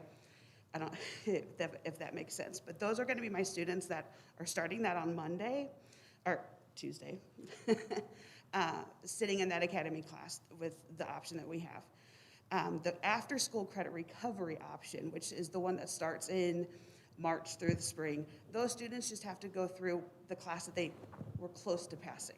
So there might have been a project or two that they weren't able to turn in. A lot of kids were working, a lot of hours they're working because their parents aren't working because of the pandemic, and you know, a lot of individual basis that we have. Some of them are it's a math semester or an English semester. So right now, we've contacted a lot of those seniors and had those conversations with the parents on returning to in-person, you know, just kind of recommending it. It's a little easier to understand what you're doing when you're with your teachers every day. So some of them we do have a lot more students, I think. We're at West, we're at 30% right now that are virtual. Next semester, so far, we're at 20% that are virtual. So some of them are seeing the importance of, you know, coming into class and being successful. So we are reaching out each counselor individually, both high schools, to have those conversations with those seniors. When I was presenting this to a senior, what his options were, just that light, like, oh, really, I still have a shot, I can still do this, was what I enjoy seeing that in their face, and not the deflation that they won't be graduating. So those are just some things, just to kind of give you a visual of our conversations and stuff that we're working on. I would ask the question, and I'm just playing devil's advocate. Sure. But are we just making it easier for People people? to graduate who did not learn. It's making it like you used deductive reasoning. What we're doing is we're rushing out the door of people that didn't learn what they needed to learn. And I don't know that I would characterize it that way. Well, I'm Because sure. when we're talking about critical graduation requirements, we're not going to give a diploma to anybody who did not learn what they were supposed to learn for math, English, social studies, science, practical arts, fine arts, all of those Or things. if you're going to give them an F, as long as they pick up, you know, they go through this accelerated couple-week class where Well, it's it may take them more than a couple weeks, but they're going to work on the standards that they didn't get originally. So we're going to assess them through the program to see what deficits do they have, and then we will be able to have them complete the work in those deficit areas to get them where they need to be. So it is an accelerated credit recovery program, but so it's not making them start over with repeating the class from start to finish. This only focuses on the areas that are the most essential and based upon where their individual deficits are. So, I mean, I can see that you could say, oh, well, they didn't just repeat the whole thing and get an A this time or a C this time. But I necessarily agree. I'm just saying it is something you could pull out. It is something somebody sitting at home could be thinking. So, I mean, I'm listening. I hear everything. I don't necessarily disagree. I just think it's something. It is one way. What are these kids getting a pass? yeah. Or are they getting a grade? Yeah, they won't receive a grade on there, and it is denoted on the transcript. So any university or any post-secondary training that looks at the transcript, it's going to be denoted clearly that it was a credit recovery credit. So, so those pieces will be noted on the transcript. The biggest area that somebody could say is that we're not requiring two credits of electives for this year's seniors, or 1 credit of electives for next year that we typically have. So that's the black and white reduction. I have a question. Okay, so, all right, I mean, this thing's still going on, but the kids that are going virtual, unless, and you may have answered this too, okay, unless they have underlying health reasons or hardships where they have to work, are the other ones being required to come back in and do it in person? So all of our schools, and so I'm going to talk about when we get to it here, I'm going to talk about virtual for next school year and the requirements around Okay. that. So right now, all of our schools are having conversations with parents and students, or they've already had it if we've already transitioned with the semester. But students who truly were unsuccessful in this situation, not learning, it was not working, then our schools have been having those conversations with the parents to say, it is in our best educational judgment for your child that they need to return to in-person. There are situations, obviously, medical situations, things, and we work with those on a case-by-case basis. But if it's not working and they're failing, that gap's only gonna get bigger for them. So they have been having those conversations with families to get them to return back to in-person. So, and in just a minute, I'll go over what we're gonna do for next year. So other questions about credit recovery? And that's part of that 10% uptick that we've seen. I have a question. Yes. You said that they use Edmentum, and that's online, and online has the highest failure rate. What is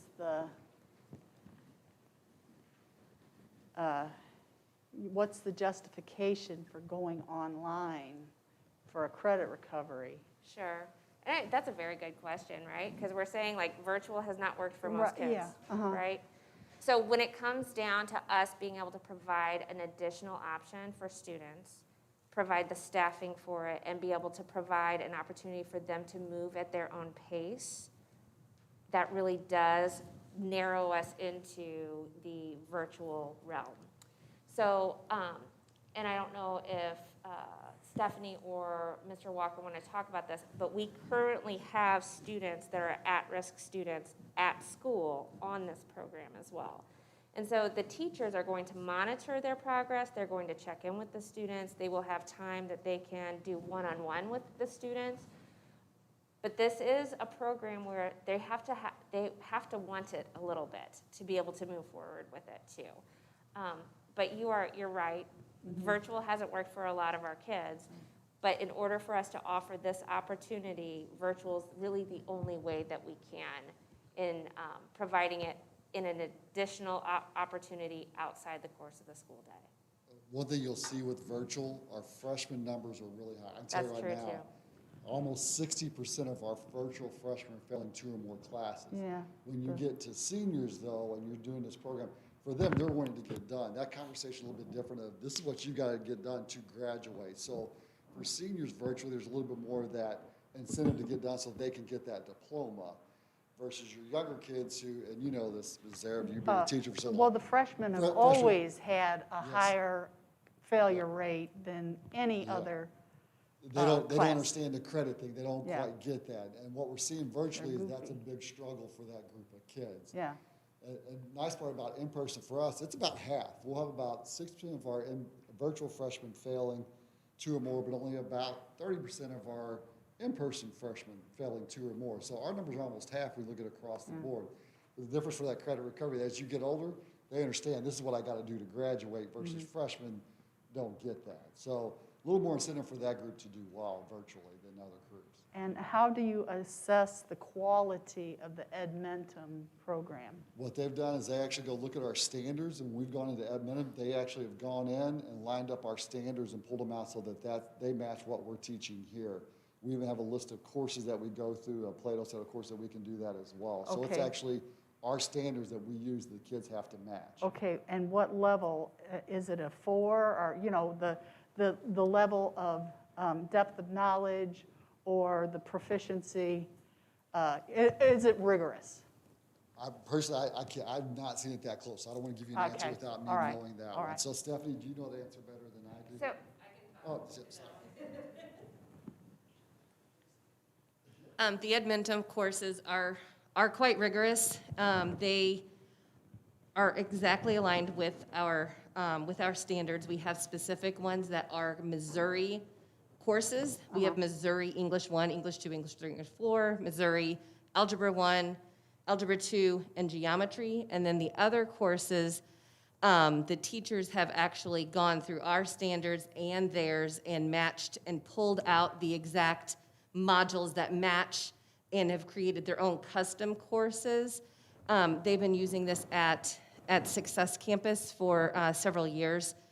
And so we've got a lot of custom courses already built in there, and they include modules, videos, they include response they all include a pre-test for each unit. And since it's credit recovery, they can test out of certain things depending on what they do at the pre-test. But then they could also be tested on those that they tested out of in the post-test. So it's not like they guessed right or something. right, They have to still show the proficiency in that post-test for each unit. And again, they are aligned to our standards. Specifically in some of those courses, they've done it already. And then we create the custom courses based on our standards and ensure that it does have the highest depth of knowledge and that they are rigorous for our students. And so to add to that too, in our current grading scale, to pass with a D, they have to have it at minimum 65%. So in our current schedule. So in order for them to pass any of those modules at the bare minimum, they would have to meet that threshold as well. I'd like a clarification on what Ellen said. So basically, this credit recovery, our students are failing primarily because the mode of education didn't work for them. Not necessarily. Okay, then if it's not the mode of education, what makes it right that giving this credit recovery by online again is going to work the second time? Well, some of our students, it is that it's virtual, right? It's difficult, it's not what they expected. Some of our students took virtual because that was the only choice that their family felt that they had, or they took it because they thought it was going to be an easier option. What we do know is virtual is rigorous. It requires someone to self-pace themselves, be kind of a go-getter, be directed in their learning. And when people don't have those types of attributes or skills that they've learned, organizational skills that they've learned, sometimes they struggle more than others. So with this, they're not just out there by themselves with virtual. They will have a teacher that is looking after them. So each of our teachers will not have more than 10 students that they're working with. They're going to have time each week that they're going to set up appointments outside of the normal school day with those students to touch base, to talk about progress, to help tutor, whatever those things are. So there are components where it's about us building that relationship. But I also go back to, I don't know if it was Stephanie or Jeff Walker that mentioned, like, these are also our students that are very close. They need to graduate.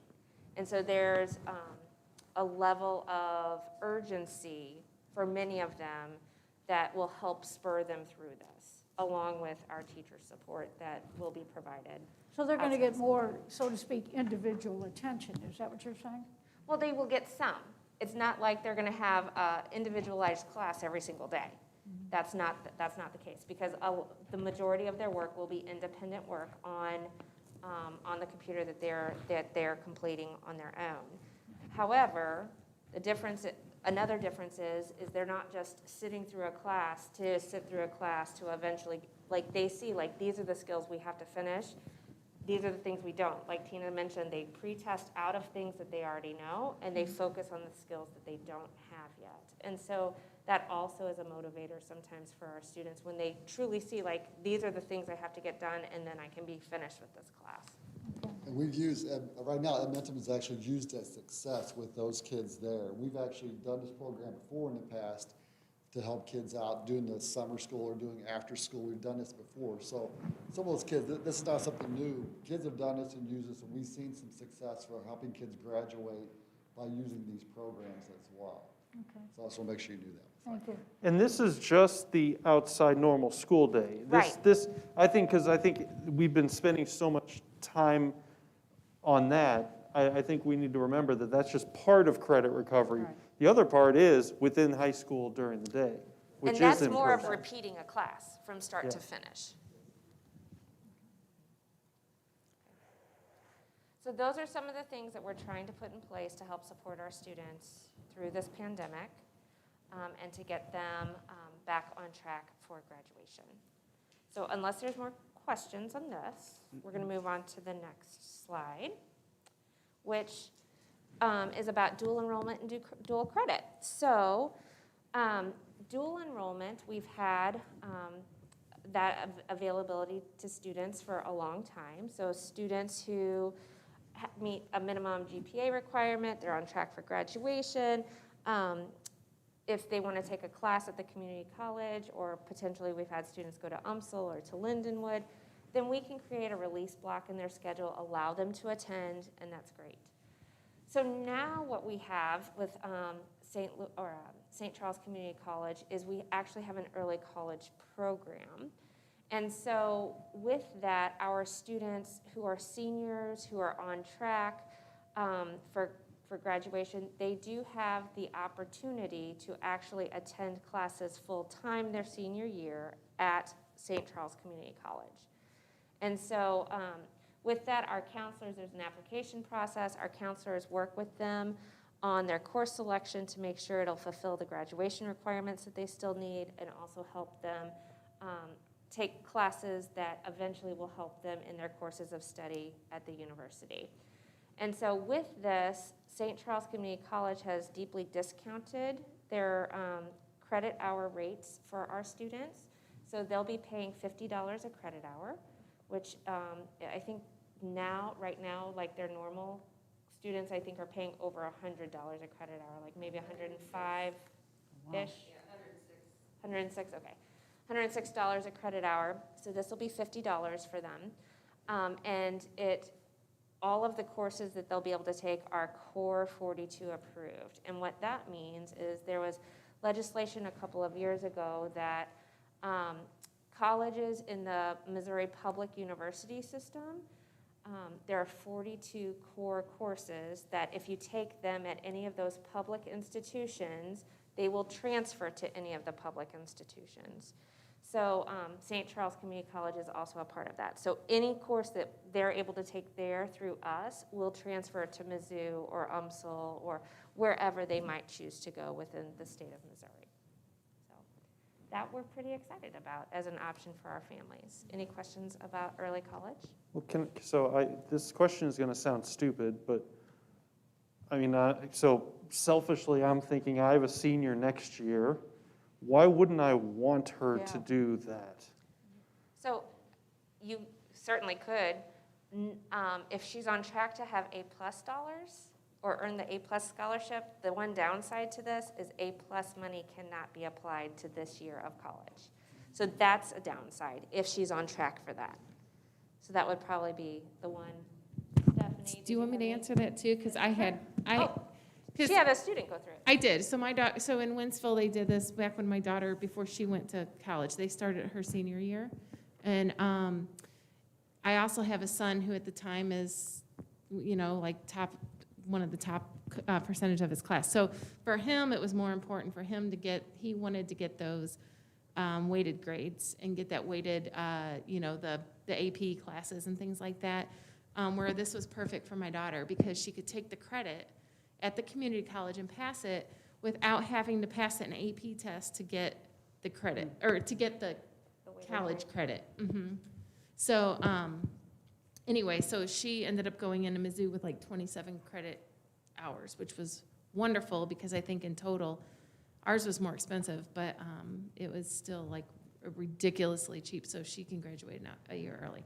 That's why just having two different kids. Some kids, my son's doing CAPS with us, and so that was just not the route he wanted to do. He wanted to do something different. My son is doing it at Francis Howell. He's enrolled in both right now, too. So Well, how he do, has 12 credit hours at St. Charles Community College, and then he does 3 classes with Francis Howell. how is this going to affect our college level courses?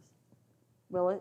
I mean, if you still want to take English comp at St. Charles High, you can. Those aren't going away. No, they're not going away. And honestly, this isn't necessarily going to be a massive number of our kids either, right? Because when you do this, the other drawback is you're really not on campus anymore. You're really not seeing your friends on the daily basis anymore. So it's not the same senior experience a lot of people want to have. And for other people, that's what they want. They're ready for it. So it's really about knowing your student and talking through things with their counselor to make sure that they can get the courses that they want at the community college. and that that's not a trade-off for something that they wanted to take, like with CAPS or something like that.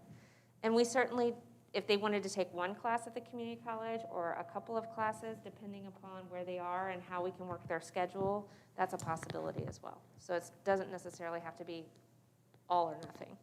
Just a nice option to have for kids. Yeah. And the discount. School is choice, right? Significant. School choice. Those are dirty words. It's coming. I know it is. So, talking about our dual credit options like college comp or college US history or any of the other courses that we offer, we are partnering with Missouri Southern University to provide credit for all of our dual credit courses. So where our teachers have been certified by the university to be able to teach university classes on campus, and students can pay to earn college credit. So Missouri Southern University is going to allow all of our free and reduced lunch students who take those college credit classes to have up to 6 credit hours of college credit free of charge each semester, which is significant. It's significant for a lot of our kids. And so, and again, with Missouri Southern, they're Core 42 approved, so any of the courses that we offer for college credit on campus will then transfer to all Missouri universities without any issue. So, any questions about that? We're excited, and we're hopeful that that will help some of our students where maybe it was a barrier for them before, alleviate that barrier so that they can continue to take rigorous classwork and earn credit for it. Chris, you want to move to the next slide, please? Would this be on campus, you know, at St. Charles High School? Who would teach college algebra? Whoever currently is teaching college algebra. Oh, okay. And I it didn't would know be on that. campus, Yeah, yeah. I didn't know that was This a class. is just like we had before. I mean, Yeah. seriously, it's just we're moving from an UMSL SLU Okay. to Yeah. Missouri All right. Southern. All right. That's it. Okay. And they have, Jessica's worked with Missouri Southern and has sent over the resumes and curriculum vitae for all of our instructors that are currently teaching the college courses. And they've worked through that, and they've assured us that all of our instructors will be able to transfer over to Missouri Southern without a problem. So we're excited. All right, so now we're going to move to virtual instruction. And so we know that this year, well, last year we, had school on Friday the 13th and then didn't come back for quite a bit, right? And we were all virtual for a while. And then this year we've had the option of being virtual or in person. And we do know that there's an element of virtual instruction that will probably never go away now. Prior to COVID, we had the Missouri state law that went into place about virtual instruction. They put the MOCAP courses in place where outside providers could provide virtual instruction. And really, as a school district, unless we deem that it's not in their educational best interest or they haven't met the eligibility requirements, we really cannot deny families from choosing that MOCAP virtual experience. And then the school district is responsible for paying the tuition to those institutions or those organizations. So we do know that providing this ourselves with our teachers who already have relationships with our students, that know our curriculum, it allows students to kind of be able to continue on in their coursework towards graduation without feeling like they're withdrawing from our district and going to this other organization that doesn't know who they are. And so we have worked with our high school principals, counselors, department chairs, and then got input from all of our teachers, as well as at Hardin, working with the principals, the counselors, and then they also sought input from their staff. We started with wanting to provide virtual-only classes next year, right? Like we all lived all access. We know that it was not without struggle. And so moving forward, we really wanted to provide a small list of courses that if a student really wanted to be virtual with us, we could take them through those courses and get them through their graduation requirements and let them have a virtual experience and graduate with us. When we started talking with the department chairs, we had gone through the course enrollment book and we looked at the graduation requirements. We looked at the courses that we felt that we could probably make a virtual only section without a problem. We looked at the electives that were the most popular electives for students. So then we would have numbers that we knew that we could kind of take a in-person section that had a teacher attached to it and probably be able to pull it over and have it a virtual only section. And we took that to our teacher leadership, to our department chairs. And they went back and they talked with their departments, and then we met again a different time. And we said, tell us what you think. Almost without exception, our department chairs came back to us and said, we really want to offer our courses, and if we need to offer them all access, then we'll offer them all access. There were only a handful of courses that teachers came back and said, this really is not well suited for virtual, so we're not going to offer these courses. Most of them said, of course, we don't love all access, but we'll do it because we'd like to be able to offer our courses. So we were, first of all, kind of shocked that they all came back to us, and pretty much that was the message from almost every department. We went through all of the feedback that they gave us, and we went back to our list, and they gave us almost everything in the course book. But as we were looking at that, we realized that if we offered everything that the teachers said that they would be willing to offer all access, then there really is no way we can offer virtual only courses, because it takes your students from your virtual only and filters it out into all sorts of all access classes. And then all of a sudden you don't have enough students in the virtual only classes to have a virtual section.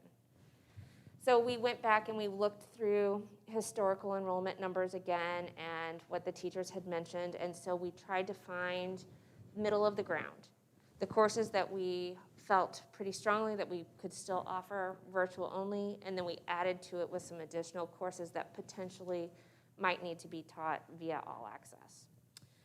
So what we're bringing to you are some courses. We have about 30 courses at Hardin's level between 7th and 8th grade that we feel that we could offer in a virtual format of some course. And then at the high school level, we have approximately 90 courses that students would be able to choose from. Last time I counted, I think at the high school level, we have about 250, 275 courses. So it's not all of them, but it's something to start with. So Lori, you asked earlier about students who weren't able to really do real well. So this year we let everybody have the option to be virtual who wanted it, right? Because we're in the middle of the pandemic. We've learned from that, and we realized that there really needs to be an application process. This isn't necessarily for everybody. And so part of moving forward next year with virtual is that there will be an application process. And we're gonna look at things like, have you taken virtual courses previously and were you successful? If you failed 2 or more of those classes, then that's a question where we're gonna look really closely at those applicants to see, like, and compare to previous years. Was there success in virtual similar, better, or worse than what they previously did when they came in person? If there's a case that it says, like, no, this is detrimental to them, then we will deny that application. We'll have conversations with the families. Can I ask a question? Yeah. Before the pandemic, I mean, do we have a flux of people that don't want to come to school? So before the pandemic, when that Missouri state law went into play for MOCAP classes, we've seen over the last year and a half prior to the pandemic, more and more kids. Okay, but that doesn't answer my question. Is that 10? Is that 15? Is it 20? Is it? So during, each year it was more, because each year word of mouth gets out a little bit more, or if I was successful, Okay, your highest number. The highest number we've seen. I would say probably the highest number at each school. We had more students who did it at St. Charles High than we did at St. Charles West. Mm-hmm. I'd say probably 10 students at High, a handful at West. Well, and then so it's a small amount of people. Pre-pandemic. Yes, But we also Right. have a lot of students that were getting homebound services because they're medical professional or writing Right. for anxiety and things. And so I think, something like this could also help that situation. Well, and I'm not suggesting there's not going to be kids who need to utilize this route. I would never suggest that, of course, homebound or whatever. But I mean, I also don't want to be a district that, encourages it necessarily, because we see that it's not a good fit for most people, that a lot of people don't succeed in this environment. And so, like, I don't know. I feel like we got to find a healthy balance at the same time. And that's what we're trying to do. Since this pandemic, where students who would have never thought about virtual classes now may consider that. If we don't offer something, and I don't mean to encourage it, do you think with nothing offered, we'll have more students now choosing that OCAP option than we had? Are we going to see those numbers jump? Well, 1,000%. sure. Like right now, our most current numbers, we have 505 students at St. Charles High and West combined that are doing virtual. Right. And we had to. Yeah, all access. Yeah. The virtual There's a difference, Right. It's, I understand. Yeah, It's- there's it's a still a difference virtual between format. virtual and all access. Right. So when you talk about MOCAP virtual courses, that was about 15 students between both schools. And we had more than that take it during the summer. We probably had 25-ish, 30 students who took a summer class or two during the summer through launch. But 505, I think we're still going to have a bunch next year. We chose, and of course, it'll be more numbers than it was before the pandemic, no doubt. But I'm thinking, like, your application process, is it going to be rigorous? So they already have it Okay. together. Yeah. And so basically, the application process, students are going to have to do two things. Okay. The first thing that they're going to have to do is actually pick out, if they come in person, what courses are they wanting? Because upfront, we're not saying you get virtual. So they're going to pick those courses. Then they put it in an application. The application asks the reasons why they're looking for this. It also asks, do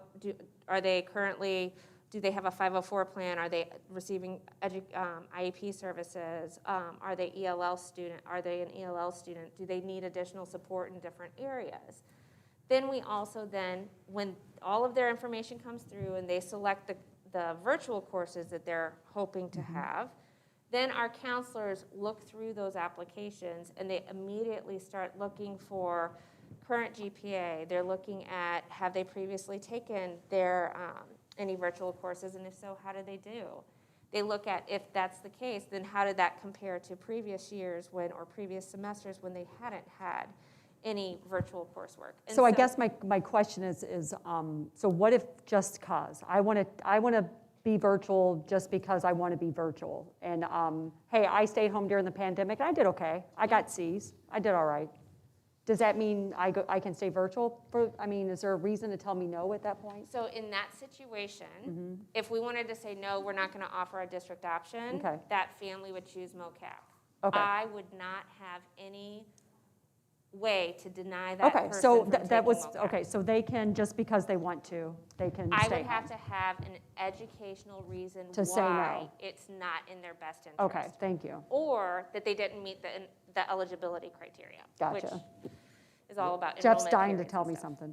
We're making a lot of phone calls right now with kids with a bunch of Fs and strongly encouraging those kids to come back to school. The one way we're telling them that they can opt out is you got to have some sort of family issue, person sick or grandparent you're living with for you to stay there. And then our next conversation with that parent and child is, what are you two going to do differently to help your kid be successful? And so the hard part though is, I'm going to tell you right now, we do have some kids, and you're going to see more of an uptick. My thinking is, we got some kids, especially at high, that have anxiety trouble, Sure. social anxiety. Sure. And so this is kind of when those kids, they're being kind of successful with this virtual learning because they don't have that extra pressure of a high school. And you guys know high school's man, it's so much about your looks and who you are and stuff that doesn't matter for us today, but in that time period, man, they freak out about everything. So our freshmen who are not doing well, Yes, and they've, we've established that. yes, Those 60% that are failing, Yes. essentially, we can tell them no. yes, because that's. And the we beauty- would, That's the beauty of the unless they had a application. medical reason, because now we have an educational reason to say no. And that's why Correct. the application Okay. process is in there. If you're failing these virtual courses, our answer is gonna be no, because you're not successful. You've Okay. gotta come in person. That's the beauty of the application. Lets us look at it. Well, if we deny an application, or a student who says, I want to take the course virtually, and we say, we don't think it's a good fit, can they choose to do The MOCAP? Yes. Well, they can, well, hold on. They could still choose to do MOCAP, right? And if we denied based upon an educational reason, we would deny because of an educational reason. But then they have avenues. Then they could come to you for an appeal, and when you deny, or if you deny, then they go to DESE for an appeal. So that's part of the legislation, is there's a tiered process that if they don't agree with our decision, that they're able to challenge. So, I can hear you, but I don't know if you're on. Well, I was just gonna ask, and this is to me another part of it, and I know this next semester, no, but next, knock on wood, things will start to get better Yes. in the fall. Okay, so the people that decide, whatever, for whatever reasons, they're, okay, you're gonna be virtual in May. And maybe this will be easier for us when Misha goes back to normal, but are those kids going to be allowed to play in sports? They currently are. I know they are. They currently are with MOCAP even. They can do it virtual, not even through us, and they're eligible. And after-school activities and that? Yes. Okay, and we can't make our own rules about that? Not about that. Are we gonna make it mandatory for our staff to teach all access? No, and so what we did was when we talked with our staff members, right, we took this to them because we said, we heard you. We're gonna do our best to not have all access. And they came back to us and said, no, we want to have it. And so what we told them was if there were courses that we couldn't run unless it was all access, and it was not on the list that they already gave us and said, we're willing to teach these all access, we would come back to them and ask them. And so that was a decision that was based in the departments. The departments decided what courses they wanted to offer as all access. That was their choice. And so if there's ever a situation, we said, like, as we're getting into this with scheduling, because honestly, this is still new territory for us, and trying to figure out, and it's a guess in the dark a little bit. We have 500 kids that are virtual now, but what is that next year? I think it'll be considerably less. Is that 200? Is it 300? Excuse me. We're not sure yet. So that's going to impact the staffing piece of it. So if we get in a situation where it comes down to either we collapse a course and we don't offer it, or it's all access, and it's not on the list that the teachers gave us, we're going to go back to them to ask them if it's okay or not before we would move forward. All right, Marita, all access, does she get more pay? So currently, yes. So we'll continue that practice. And that's what we've discussed, yes. Marita has a question. Thank you. I don't mean to sound like an alarmist, but as a school board, I think we're concerned about our community. And what I'm concerned about is that these virtual options, I mean, during pandemic, we are just getting loads of PhDs and MDs and so on, telling us how important these years are for our kids for socialization. And yet, what we're doing is we're using excuses like social anxiety. How many people did we go through who had social anxiety and wanted to transfer between schools? And we said they have to learn how to socialize. And so I'm concerned that we're creating a bunch of new social problems for our community. I think that's a different situation. The way I'm seeing this whole thing here is that, like it or not, the world, the United States, St. Charles, we are seeing that virtual schooling is here. And while it isn't working for a whole lot of people, it is working for some. And there's a state law that says families say, I want to do virtual. So we are doing this because we don't have as much faith in the MOCAP, and we have to pay for MOCAP. We have to pay for MOCAP. And so by doing this, we're allowing these kids to have our teachers, our classes, and in our opinion, a better education. That's what I'm seeing this is about. But what I'm saying, this should be an exception to, I mean, truly an exception. I mean, you can't go with somebody saying, well, my child has social anxiety. You know, there should be something more to that ruling. So, but, Yeah. That if a doctor gives me a note that a student has to stay at home because they have that social anxiety disorder and they're currently seeking treatment, those are my kids that are flourishing. So the one thing with ours at St. Charles West, we have 40 kids that have virtual kids that have 2 or more Fs. We have 60% that are doing great. And this is really helping them because they're able to have success. They're not freaking out in the lunchroom. They're not, overcrowded in the hallways. With this pandemic, it has set a whole new fear. I mean, I'm currently undergoing cancer treatments. So I have, obviously I have some fears about being in public and being around people. Students have parents that are ill, family members that are ill. I mean, there's going to be virtual stuff out there. You look at the colleges, what are colleges doing? They have virtual classes, okay? So, I mean, those kids that we want to become doctors that are on that track, they're gonna be taking those college classes. They're gonna be doing what they need to do. The other thing is a lot of the careers working at home. So there are jobs now, they're all on computer and they're all working at home. So we, as a conversation, as a counselor with our students, we will have that one-on-one. What's the best? What's your future? I always ask, if you work your dream job tomorrow, what's your dream job gonna be? And I try to counsel them into the right classes and the right path that will get them to that job. Okay, and I appreciate that, but I guess what I'm concerned about, isn't it also our role to socialize these kids? There's an extent of, with getting them to understand how to handle things. I mean, there is, with counseling, when I have a kid that has, we kind of come with steps. How do you cope? Coping mechanisms when you are facing something that is stressful to you. Test anxiety is a huge one. A lot of kids, they can't take standardized tests, or they think that they can't, and it's the process of the coping skills.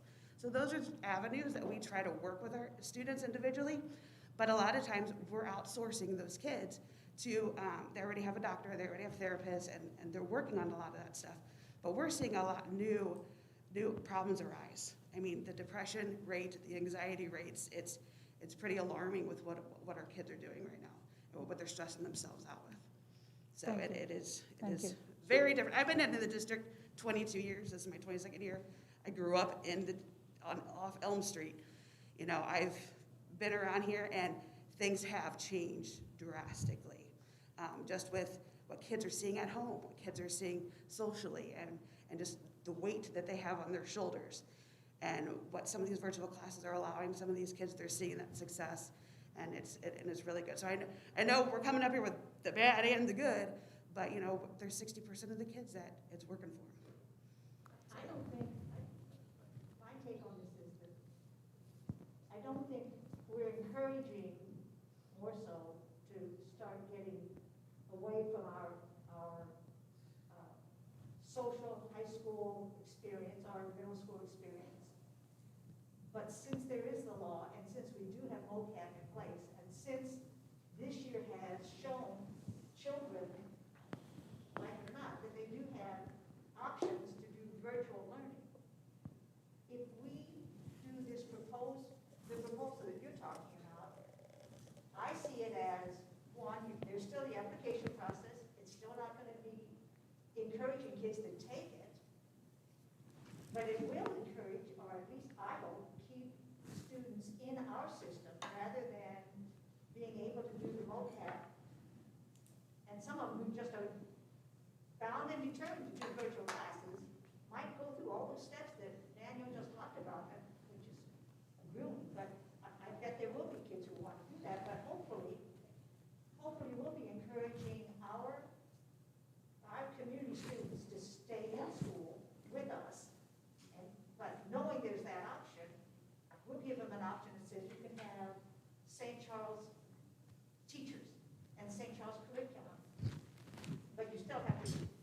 Yeah. You just can't jump in if you want to. The cat's out of the bag with virtual schooling. Whether or not you think it's the right way to go and whether or not it's going to change overnight, it's here.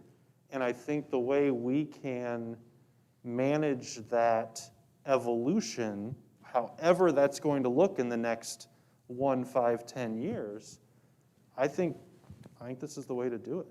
Just because it's here doesn't make it right, but that's besides. I don't disagree with you, Dr. Malone. However, the reality is, one thing you look at is we always try to meet student needs, correct? But not all kids need the same thing. Some kids are going to need that virtual education. Some kids are going to need to be in our building. Now, most of our kids need to be in our building, but ultimately, what I think they're correct is if we don't do something virtually, we're going to be left behind. And like Dr. Towers said, I don't want them going to Launch or Missouri Southern. I'd rather them with us, with our teachers, with our curriculum, with our community, with our beliefs and our ideals. I'd rather be us doing it than us pulling in outside resources. But ultimately, we got to be able to figure out how do we meet the need of all our kids with multiple choices. I am a community member. I live here now as well, and I think if we don't do this, we'll be behind the wheel, or we'll be way behind the boat in this. We've got to figure out how do we help meet all needs of all our kids, and then work our way through the kids that are not doing well virtually to get them back in with us versus the ones that are being successful and letting them have that opportunity so that they can go on. Whether we like it or not, you see what's going in the news. Social media, it's out there. These kids live in a digital world.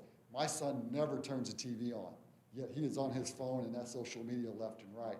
How do we get our kids and how do we use that to our advantage to educate our kids?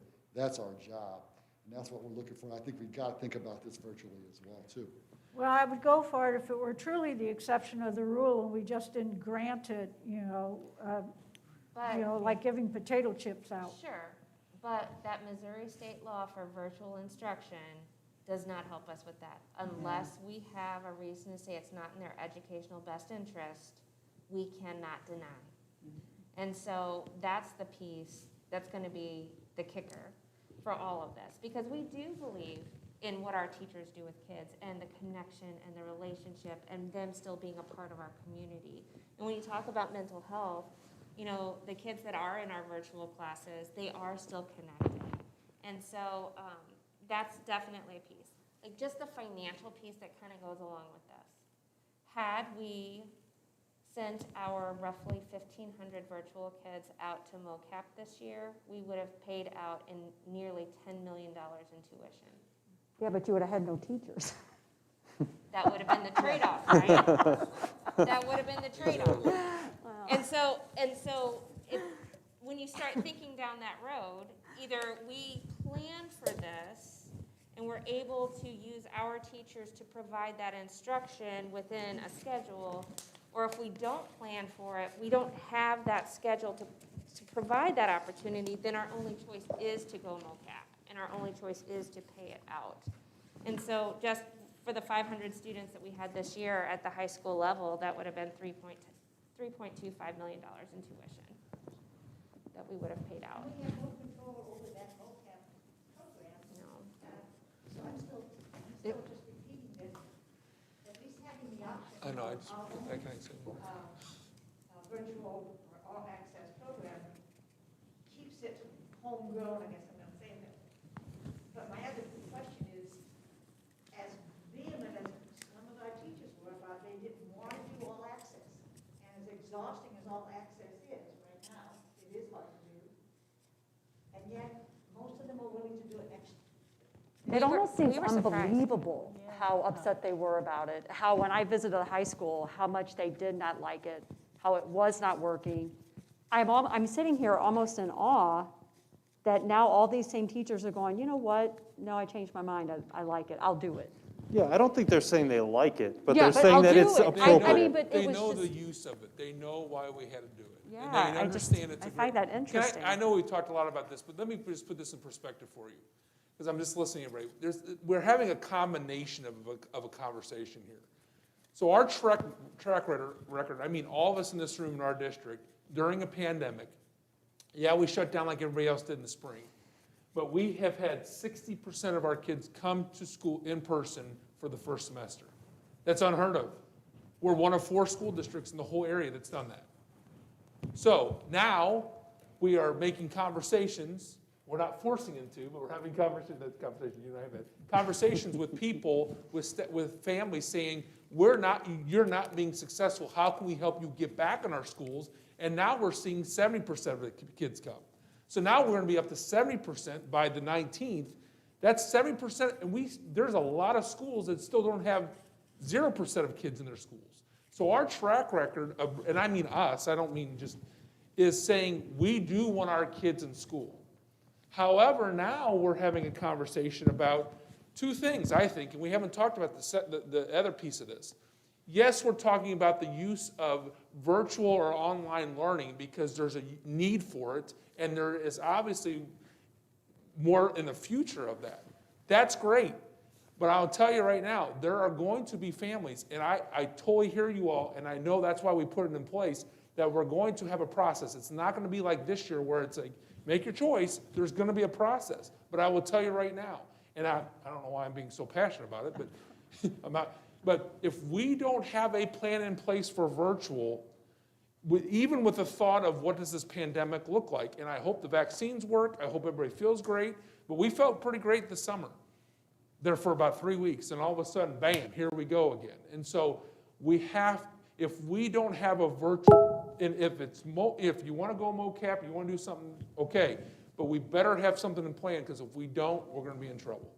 So to me, it's two different conversations.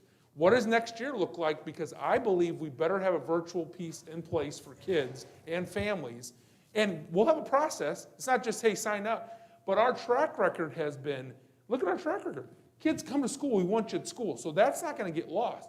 But we better be ready, because who knows what this pandemic's going to look like in the fall. As well as then, what does it look like with virtual learning going on through the future? To me, it's a combo of conversation, but look at our track record. We're saying we want kids in school, but we better be ready for virtual as well. And we're trying to separate it. Now, not everybody loves all access. Don't think they're thinking, oh, I can't wait to do it again. But they're understanding the importance of it, especially for specific classes. And so I feel like we're in a sweet spot with this, because we're going to be kind of on the trend and innovate a little bit with what the virtual looks like, but we're also going to meet a need during a pandemic that could continue to be with us, or bite us. It could come back a little bit next year. Who knows what it looks like? We have to be ready for it. And so to me, it's a combo. Sorry, that's what I see. I think it's also layered with our teachers are passionate about what they teach, and that they want all kids to have access to those courses that they teach. I think that really comes down to like their educator heart of wanting to provide all the options for kids. Because we went to them with a short list. And when I say short list, we maybe had 25, 30 courses on there. And that's when they came back and they said, no, we want to be able to offer X, Y, or Z. Some of them look at that with building their programs, like a band program, or, and they know that if they lose segments of kids, that's hard on their program as well. So I think it really speaks to the heart of our educators wanting to give our kids every option they can. And we want kids in school. We want them in person. I don't know if we're going to get them all there next year, though, yet.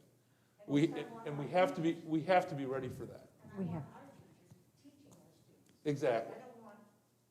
But again, it's two different things. It's the use for virtual, and we get it. I'm not saying I love it either, but it's here, and it's in our state has said it's here. And it's the other piece again. We have to be ready, because we can't say, oh man, we weren't ready, and all of a sudden we have an uptick in cases, and we're right back to where we were. And it could happen. It could happen. I think Rodney, all of us, not us, but you've done a good job in making sure we've hired, and we've always said, we want the very best teachers here in our district, and we're proud of the job they're doing. I'm so passionate about, I want to hang on to our students being taught by our teachers. First and foremost, in person. But for those kids who are starting to think about, I'm going to be choosing virtual, then I want to have some kind of option for them to say, yeah, we're still going to teach you. And you have to meet the criteria to be taught online by our teachers.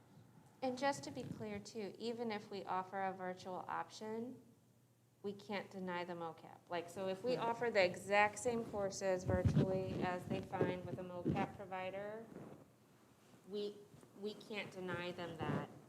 The only reason I can deny are two reasons. One, they don't meet the eligibility requirement, and that has a whole lot to do with whether or not they were enrolled in a Missouri public school the semester before, or if they've enrolled during the normal enrollment periods, or because it's not educationally appropriate for them. So those are the only two reasons we can deny. So I was thinking about just keeping this thought to myself, but I've changed my mind. So if, I guess what I don't understand is that this just seems like the same thing we're doing now, just not as much maybe. And the thing we're doing now is having to lower our credits so people can even graduate. So in other words, next year, if we continue with all access, where the teachers have told me they may have changed their minds, but they told me they're not learning at home, they're not learning in class. I can't get them engaged, they don't pay attention, we have audio issues. All the issues that we talked about November, December, whenever our last meeting was. And so now we think that moving forward next year, what we should do is what we're doing now. I don't know. Except for we're putting the application process in place so that. No, but understood. But if you have 80% in class and 20% at home, that doesn't negate the specific issues that were told like to the me. Technology and Yeah, the audio, the technology, getting people, to log in on time, like But we all are the trying things. to separate the classes, though. The more, Okay, more. but do you That see is a my difference. point? Am I making sense? No, you are. Okay. And I'm not rebutting, I'm just saying, you're saying what I'm hearing you say is we're pretty much doing the same thing. And Expecting different results. And what I'm hearing Right. is, it is different. It might not be like night and day difference, but there is a process in place, and not everybody's gonna be able to do it, as well as we are going to separate it as best we can.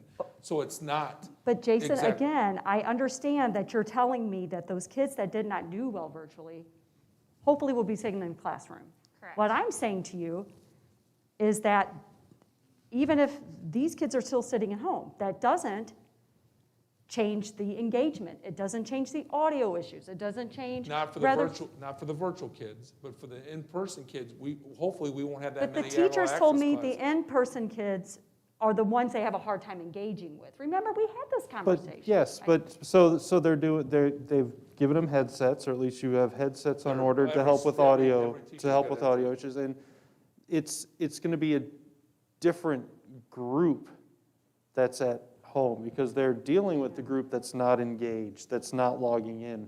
Those are hopefully the people that are getting. They're not being. Well, except in all fairness, the engagement was the kids in the classroom, is what I was explained to, getting them engaged. And so, look, I don't know, maybe I'm wrong, just in my mind, it looks like to me, our solution is to do next year what we're doing this year. The numbers may be different, but what we're doing next year is what we're doing this year.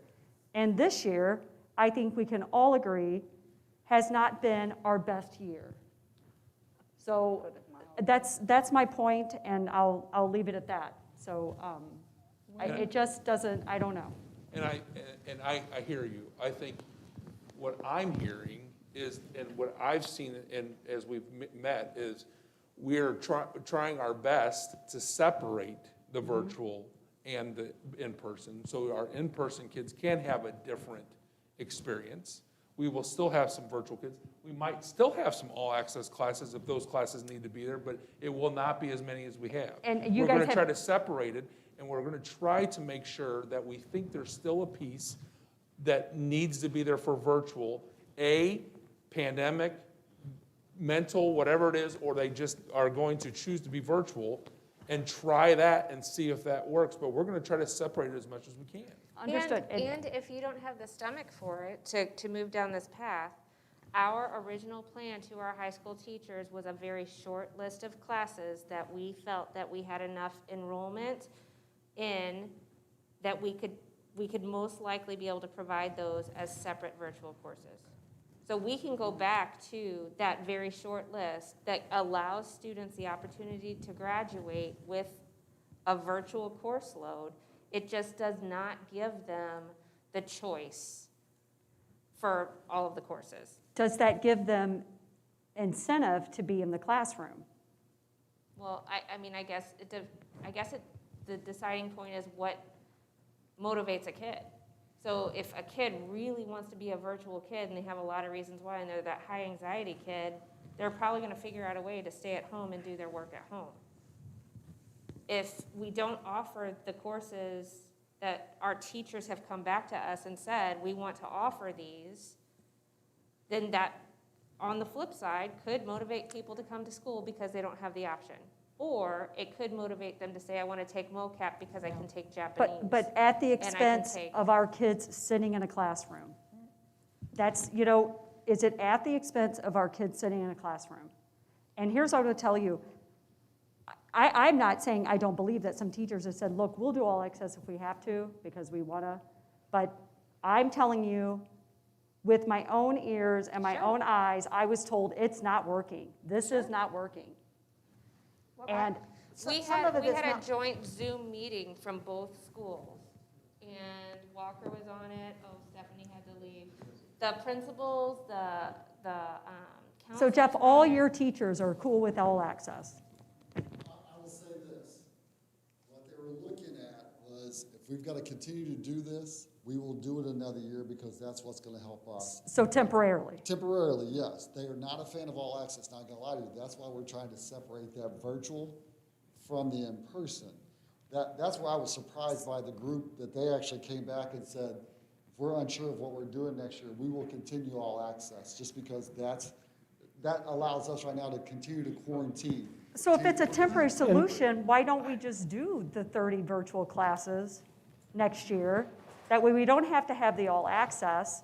I think it depends And on then- enrollment numbers. Yeah, that's what we're going to try to do. We're going to try to avoid all access at all cost. No, but she's saying if we just offer the original 30 that we went to teachers with and said, these are the ones that we think that we could offer as separate virtual courses. Gotcha. That's what you're saying, Yeah, right? that's what I'm just saying, like, because everybody knows me. I'm a social worker. You know I'm worried about the kid with anxiety, and I'm worried about the kid with depression, and the free and reduced. I mean, I worry about all that way more than I worry about Eli Knight. I can tell you that right now. But, I mean, I am genuinely concerned because it was explained to me, and maybe everybody was wrong, but that in-school kids and virtual kids were not learning in this format. And we see it in the numbers. We see the data. We see the apps. We know this format isn't working. I think it's irresponsible for us to then turn around and apply it again next year. It's different to say it's not working. It's not working for a population. That's a But lot there of population, though, Josh. There is a lot of population, and it's going to be significantly less next year. Well, and here's the other thing, Josh. Just because we have kids passing doesn't mean it's working. Well, here's the other thing. I mean, do you It might think not be Eli working. Knight is enjoying class right now? I mean, Jeff, come on, help me out here. You know it's true. They're not enjoying class right now. Honestly, I'm having a don't very you different think- experience at West. And- And I'm not saying it's perfect at West. Well, maybe it's a But I am not Here's getting the other that thing. feedback. I don't say it's all because it's virtual. I think No, some of I'm the. saying all access. Can I just finish? Sure, I'm sorry. I don't see that it's simply because the virtual piece means that our all-access students aren't enjoying and are not getting the full educational value because of the technology of the all-access. I also think it's because of what we're doing to kids during this pandemic, of talking through these, of being socially distanced. We're not doing all the kinds of teaching techniques that our teachers could do if they weren't trying to keep. So what we're putting into place is something I see as being there as an option. Hopefully that this pandemic by next fall will allow us not to have to socially distance, will allow children to still do group projects and teachers to do the kinds of teaching that they want to do besides standing up and keeping, so some of the difficulty, I think, is because of the restraints we've put on teachers and students on how they learn. Not simply because it's the technology of am I sitting in a classroom that has a teacher doing it with the cameras going as well as teaching. All I want to do is have something in place, hopefully that we're past the pandemic. And if we're not, then our difficulties aren't just because it's got a camera going. Our difficulties because we can't teach the way good teachers want to teach. This is kind of how we explain it. We're trying to prepare for a future that we don't know what it's going to be. So we're trying to prepare for this moving target, and we're shooting blind. So what we're trying to do is kind of have all our ducks in a row to say, we'd like to have that virtual piece because we know it's coming. We want to keep the in-person and try to keep them separate because we know it's better for kids if it's separated, better for our staff if it's separated. But the bottom line is, if we can't do that, if we still have to quarantine. I will tell you right now, I've already had to quarantine Jack once for 2 weeks. We quarantine a kid at high school for 2 weeks, they are done. Especially if they're taking an AP course, upper level course, they're 2 weeks behind, they're not sitting in that classroom, they're done. So we gotta have a plan in place that allows us to say, if we're still dealing with this pandemic, if we're still quarantining, how do I keep that kid in class? Yes, this is not the best system, but I will tell you, the number of kids we're quarantining, I've had more parents going, thank you. Thank you for letting my kid, one, be at school, but then we have to quarantine that they can still go to class. They know it's not ideal. So that's kind of what we're trying to prepare for. How do we prepare for this thing that we don't know? So we're trying to do all of it at one time. And I've never experienced this in my life in education. I never thought I would. So that's all we're trying to do with this is create a virtual. We have to have it. We have our in-person, and how do we have a backup plan? We're still building what we're doing right now. All right, so I'll give Leslie the last word, and we have beat this horse. Okay. Thank you. I would like to propose that obviously we're fighting having MOCAP come in. We're fighting the state legislature because they want us to go in this direction. I propose that we go ahead with this, but that we truly only have the exceptions to the rule get into this program, whatever your stipulation is going to be, but that, and we also improve technology, make that a focus for this next year to improve the technology so we can do this. And so in that way, we're limiting it, we're improving it, and we're making everybody happy. That is my proposal. And we track graduation rates. If there's no significant improvement in graduation rates, we'll... Yeah. Well, we're actually, my understanding, Danielle, isn't it, that this is for those people that have social issues? Not necessarily. Pardon? Not, You mean I mean, anybody not can do necessarily. this? If they, as long as they don't have an educational reason why it's not in their best interest. So But you could have a high-flying kid who doesn't have anxiety issues. They just like to work at their own pace, and they just want to just get it done because they have other pursuits that they want to do, or maybe they have other reasons why they want to be at their home, that they would choose this. What percentage are you talking about? Approximately, what do you think? Well, before pre-pandemic, you heard me say we had about 15 kids at the high school level that chose virtual. So now, after pandemic, I would just be shooting in the dark to give you an idea of what number it could be next year. Well, as long as it's an exception, because we're going to have to obviously go this way. So we can control it as much as we can, and that's what I'm suggesting. Well, and it's a lot better to have something in place, especially with, we don't know what this pandemic's gonna do. We have no idea. And I will say this, no learning has been ideal. Talk to any school district, any people, kids are struggling everywhere. We have never said, oh my gosh, all access is just the end all and the perfect. It is the right route for us in terms of trying to keep kids connected to their teachers in the classroom. And it's not perfect, nothing's ideal, but we have to be ready for next year, and there has to be some type of virtual piece put in or left in. And it's not about, at this point, that we're just gonna do, none of us are saying we're doing exactly what we did last year. We're evolving with it, and we're trying to separate it the best we can. but in terms of virtual and in person. Okay, so Chris, the next couple slides were the courses that were identified as classes that potentially could be offered for virtual at Hardin and then at the high school. So if you want to kind of just slowly go through those. Thank you. So our next section is about what's new. So we do have 2 new courses that we're introducing next year. One is a course from Lewis and Clark, and I believe Andrew talked about it briefly a couple months ago when he was here, and I know that this has been in some board updates.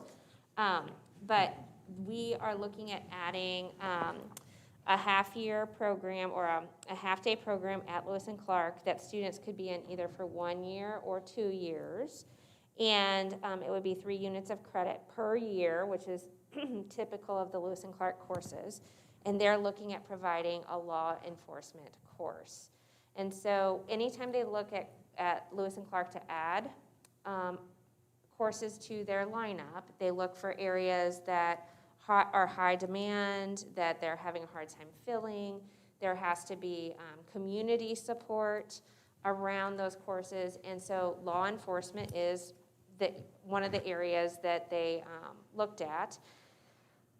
Dr. Stewart worked with all of the area chiefs of police from the county. He worked with all of the school districts, and this was an area that kind of unanimously was supported for a new program. And so in this class, they're going to focus on the core principles of criminal justice, the peace officer training and standards, professionalism, teamwork, all the different types of things that to expect if you want to go into a career in law enforcement. They'll work with like the criminal justice side of things, courtroom etiquette, protocols, procedures, those types of things. So with this, they have their survey of interest out, and students are starting to put in their requests for next year. And when students enroll at Lewis and Clark, they always give their first choice and their second choice because different programs fill up quickly. And so they were quite surprised that as those enrollments were coming in, they already have enough to fill this section for law enforcement, criminal justice. And so we were in a meeting yesterday with the EDC and some of the other area school districts. He gave a presentation to the EDC on it as well. And the other area school districts were in support and had mentioned how many of their students, they were tracking the data on what careers students were going into. And they were saying that this was a strong draw for them. It was from Fort Zumwalt, and they said that this was an area that they felt very confidently that they would be able to fill every year with the students that they have and the interest that they've shown over time. So that is the new course for Lewis and Clark. And you probably already said this, sorry, but we also have the open space for it. Did you say that? Oh, no, go ahead. Just so you know that the back building of Lewis and Clark has been where State Tech has gone, and they're taking their programs out of there and going back to Lynn, Missouri with them. They've already paid for that space up front, so this is space that we have. Charles, do you want to add anything to that? You might know more about the space than I do, but that's where that law enforcement program will go, so. Yeah, it's the half of the annex building that State Tech was in, so it'll be a really nice space for that program. And dual credit is also available for this course too, for students. So. The next course is a Project Lead the Way course at the high school level. It'll be offered for students at West and at High, and it's cybersecurity. It'll count as a practical art or just a general elective either way. And students who are sophomores through seniors can take it. So cybersecurity obviously is a high demand career field too, especially in the current situation that we are living in. And so this is an exciting course for us to be able to offer. Tina was on a meeting today with Project Lead the Way across the state, and some of our other Project Lead the Way courses are also dual credit through Missouri S&T, and so they are currently working with the computer science Project Lead the Way courses for those to also be dual credit through Missouri S&T. They're hopeful that that will occur very soon, so. Can I make a comment? Sure.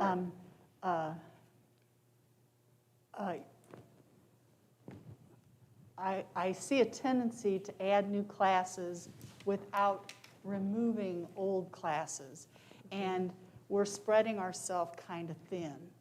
I know that PLTW is a good program, and the PLTW teachers like teaching the classes, but that leaves, they're kind of small classes, and that leaves the other classes with high numbers. No, that's a good point. And Yeah. so, and you're exactly right. So when we go through a curriculum revision for different courses, that's the very first thing we talk about. Like, we can't just add just to add. Like, if we're adding, then we're changing, and we're looking at our current staffing, because we just can't add staffing all over the place, right? So 3 years ago, when we started heading down, I guess going on 4 years, with Project Lead the Way, that was one of those areas that we knew at some point we would start having to add pieces of either partial FTEs of teachers or full FTEs from time to time. And so that is a point. And with Project Lead the Way, by and large, we've been able to handle those courses within the staffing that we had. Last year, we did add some additional personnel. So it's a good point. And Yeah, it's noted. well, class numbers have been increasing over the last couple of years. And what we've also done in some of the areas where we've combined courses across the district too, so that we didn't have super small numbers for PLTW courses at both schools. If combining it made it more sense for our staffing and for balancing our numbers, then we've done that as well. And then the last couple sections, the next section is just a redesign course. So we've updated Creative Writing 1. It's in the process of being written. And so currently it counts as an English elective. And so Creative Writing 1 will now also have the opportunity to count as part of that fourth year English graduation credit as well. And then on my last slide, our Family and Consumer Sciences, they are going through a curriculum revision, and they are rebranding almost everything that we teach. And so they are updating the names of the courses to make them more attractive, and doing all sorts of different things with their courses to meet the needs of our students and draw enrollment as well. So they also were looking at like child development 3 and 4. They are updating those so that they are really truly more a career pathway to teaching. And they're just trying to update their courses to meet state standards as well. And with that, I'm happy to answer any other questions that you might have.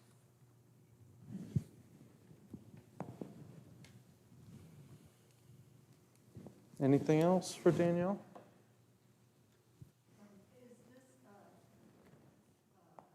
Designed to be in place for 1 year only? So every year, I'll bring forward the course enrollment book to you. And so what we've said, and when you're asking virtual, right? Yeah. Okay. Yeah. So what we've told our teachers is that we know in some capacity that virtual is kind of here to stay. But we really don't know what next year looks like, right? Like, I can't tell you how many students are going to choose this because we haven't gone through the enrollment process. And the pandemic is evolving every day. So we've told them that this is kind of in flux too. How it looks next year might not be how it looks the year after. If our numbers continue to dwindle, which hopefully, right, I think everybody hopes, we want to get all our kids back into in-person, that there may be a point that it doesn't make sense anymore for our teachers to do it, and those kids should go to MOCAP if it's a small number. But when we have these types of numbers, we can't financially make that work to send off millions of dollars to tuition and keep all the teachers in-house, and send off millions of dollars of tuition and hundreds of kids, and then keep all of our teachers in the classroom too. Like, those two things kind of work against each other. And so we're gonna have to monitor this situation and see how we move forward. Virtual in some capacities here to stay, either through something that we create and run ourselves or mocap. And so we'll have to see how it works out and then make modifications. But I think for me, the goal, just so you all know, appreciate all the discussion and questions, I know it took a long time, but I thought it was really, really good. Just as a superintendent, I want our in-person learning to go back as normal as possible as soon as we can. Like that's what I want to see. We also know we need to balance virtual. We need to do some things with that. We're looking at next year. I'm looking at more of what does this pandemic look like next year versus, this long-term virtual plan. I get that we need to have something in place, but I want our in-person experience to go back, hopefully better, but more normal than as quickly as we can. That's where I'm at.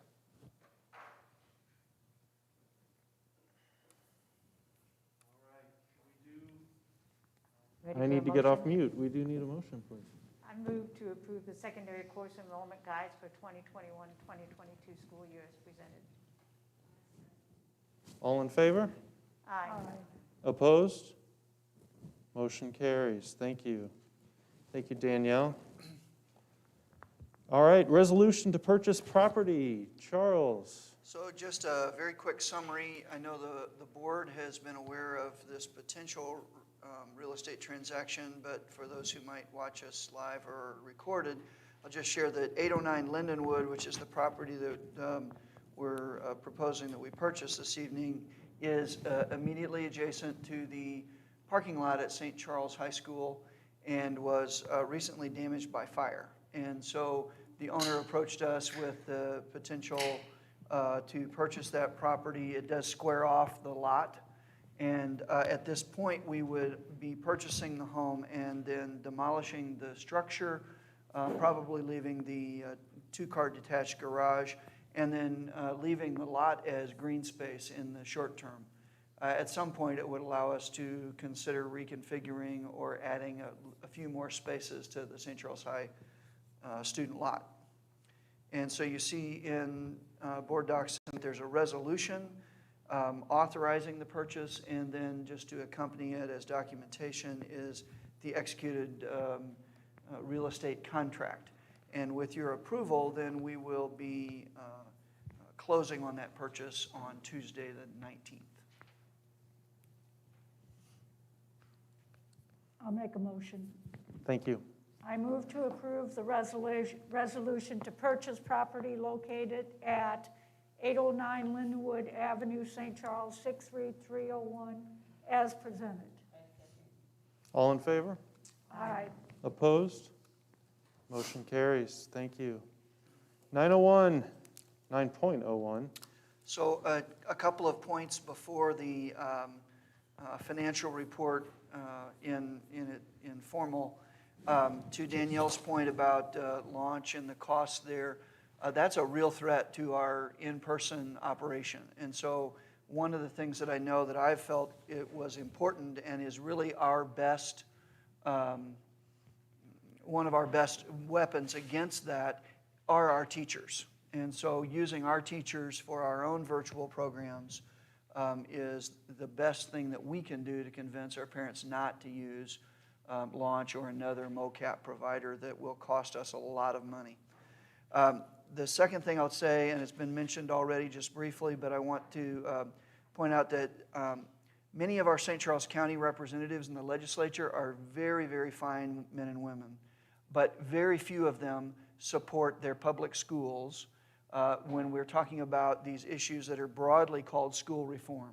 They want to allow parent access to whatever virtual schools they want. They want to allow charter schools in this county, which would take money away from our school district. They want to allow open enrollment, which would begin a significant transfer of local monies among districts and to the state.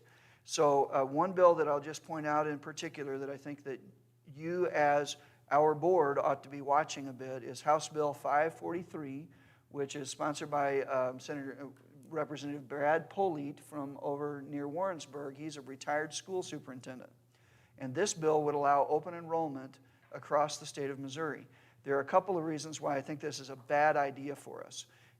On the face of it, it doesn't sound so bad. It says if Danielle is our student, but she wants to go to Francis Howell, then we'll transfer all the state aid and all the local money that follows her over to Francis Howell. Howell gets the money, they provide the operations, we're not hurt.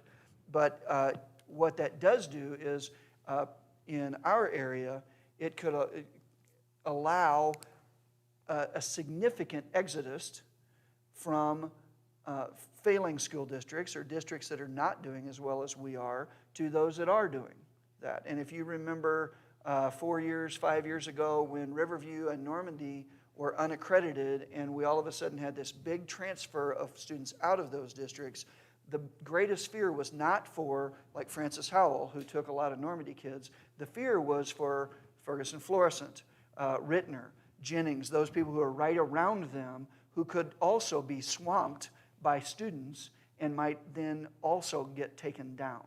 And so I think there's a real threat to metro area district stability if open enrollment becomes a significant part of the law. The other piece to it is that it would, as written right now, require us to transfer local effort with those students. Right now, the only time we transfer local effort is for homeless or for foster students who are in our district that belong to someplace else, or vice versa. If we're transferring local effort, that, again, on the face of it sounds like, okay, well, it's our local money. But that's local money that's paid by our taxpayers to support this district.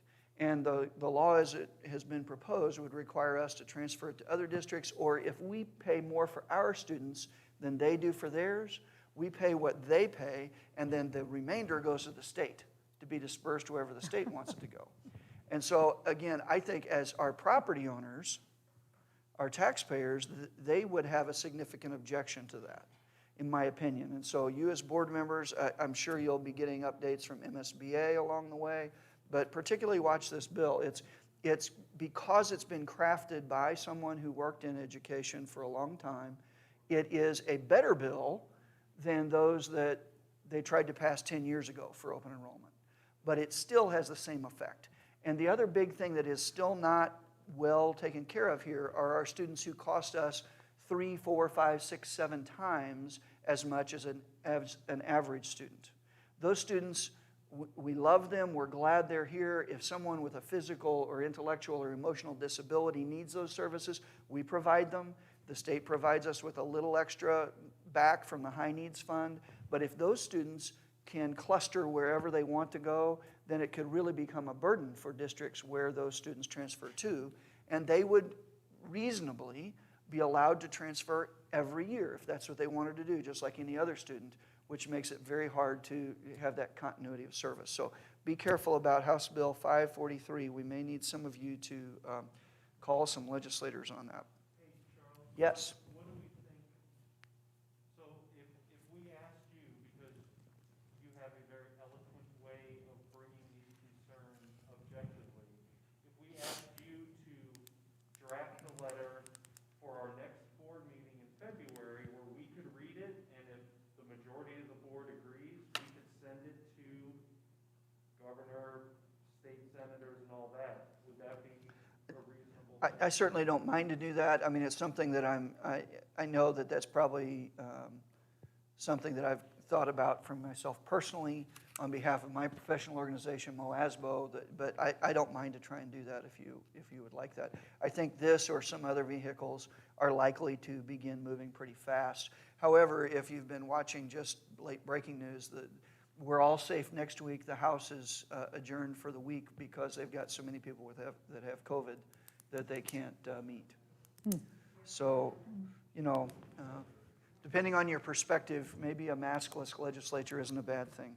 Is there some way to let our community know of the impact of a letter from our board? I think if it continues to move, then we'll need to try and do that. And again, we're required to be very informational and not necessarily take sides on issues. However, I think that we can provide information. And again, I think that's what it's going to take, is some communities, whether it's ours or others or a multitude, to say, look, we understand what you're trying to do, but here's the unintended consequences.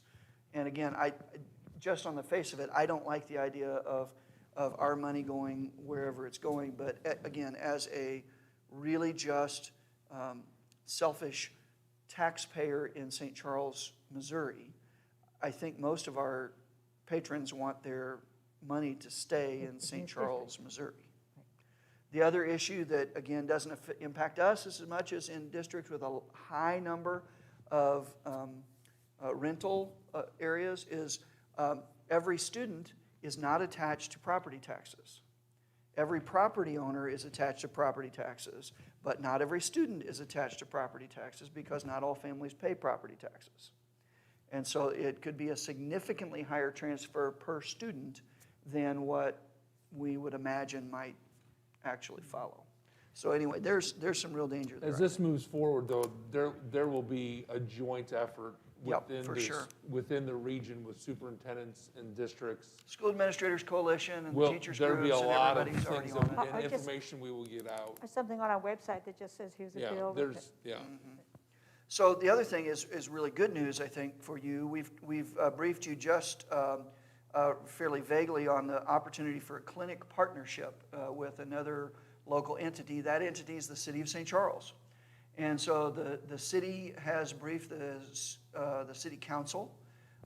City Administration and the Council are at this point, they haven't taken a formal vote, but are informally very supportive of the idea of partnering in our clinic.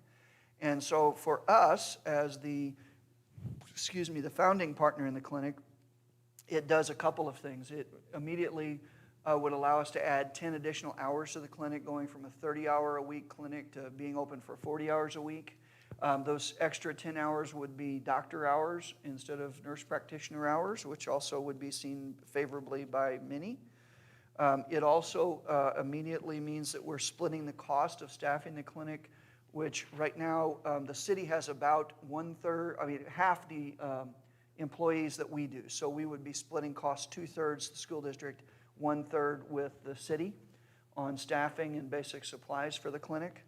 And then because we own the clinic site and maintain it and furnish it, we would receive a $4 per employee per month payment from the city, which would help with the cleaning and utilities and any upkeep in that clinic. So I think all around, this is a real win-win for us to partner with them. Obviously, we have a very similar geographic footprint and serve a lot of the same people. And so if this all comes through, again, we would anticipate a formal vote by the City Council at some point.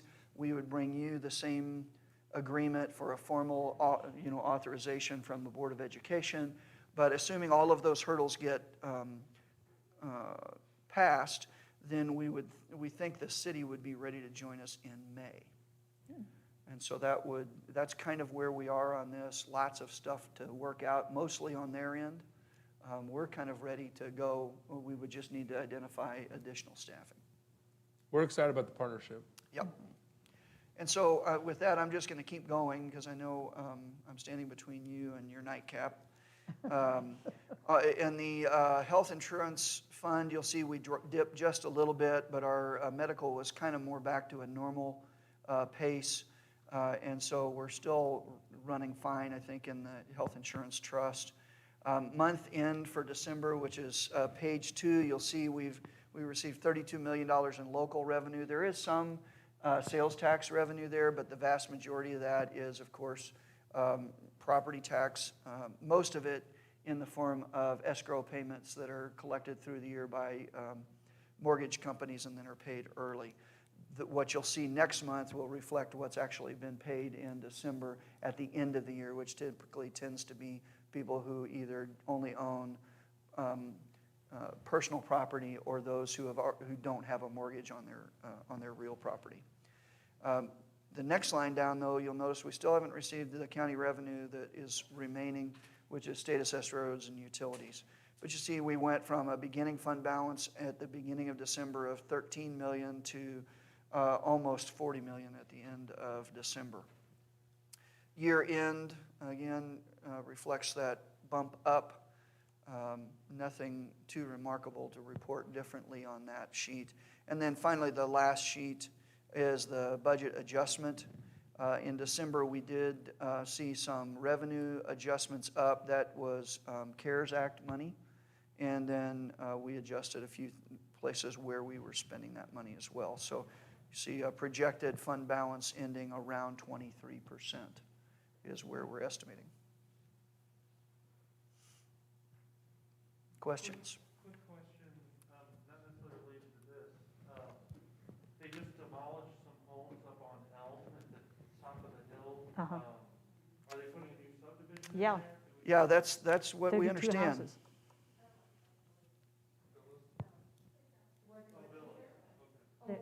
Isn't that Fisher? Yeah, so the good and the bad on that. Right, so the good and the bad on that is with villas, obviously, we're not likely to have children coming out of there, but they still pay property tax, so. So that's not always a bad thing. Great, well, we need a motion, please. I move we approve the financial report as presented. Aye. Aye. Opposed? Motion carries. Can I have a motion to adjourn? Do we have something we have to sign for the real estate? For the property? Yeah, we do. Your signature on a board resolution, please, all of you. Okay. Thank you. Until you sign Kelly's paper. I move for, we adjourn? All in favor? Aye. Opposed? We are adjourned. Thank you, everybody. Have a good evening. Thanks for the Good night, memory. everybody. Thanks. How do I get out of this? Well, how do I get rid of those apps?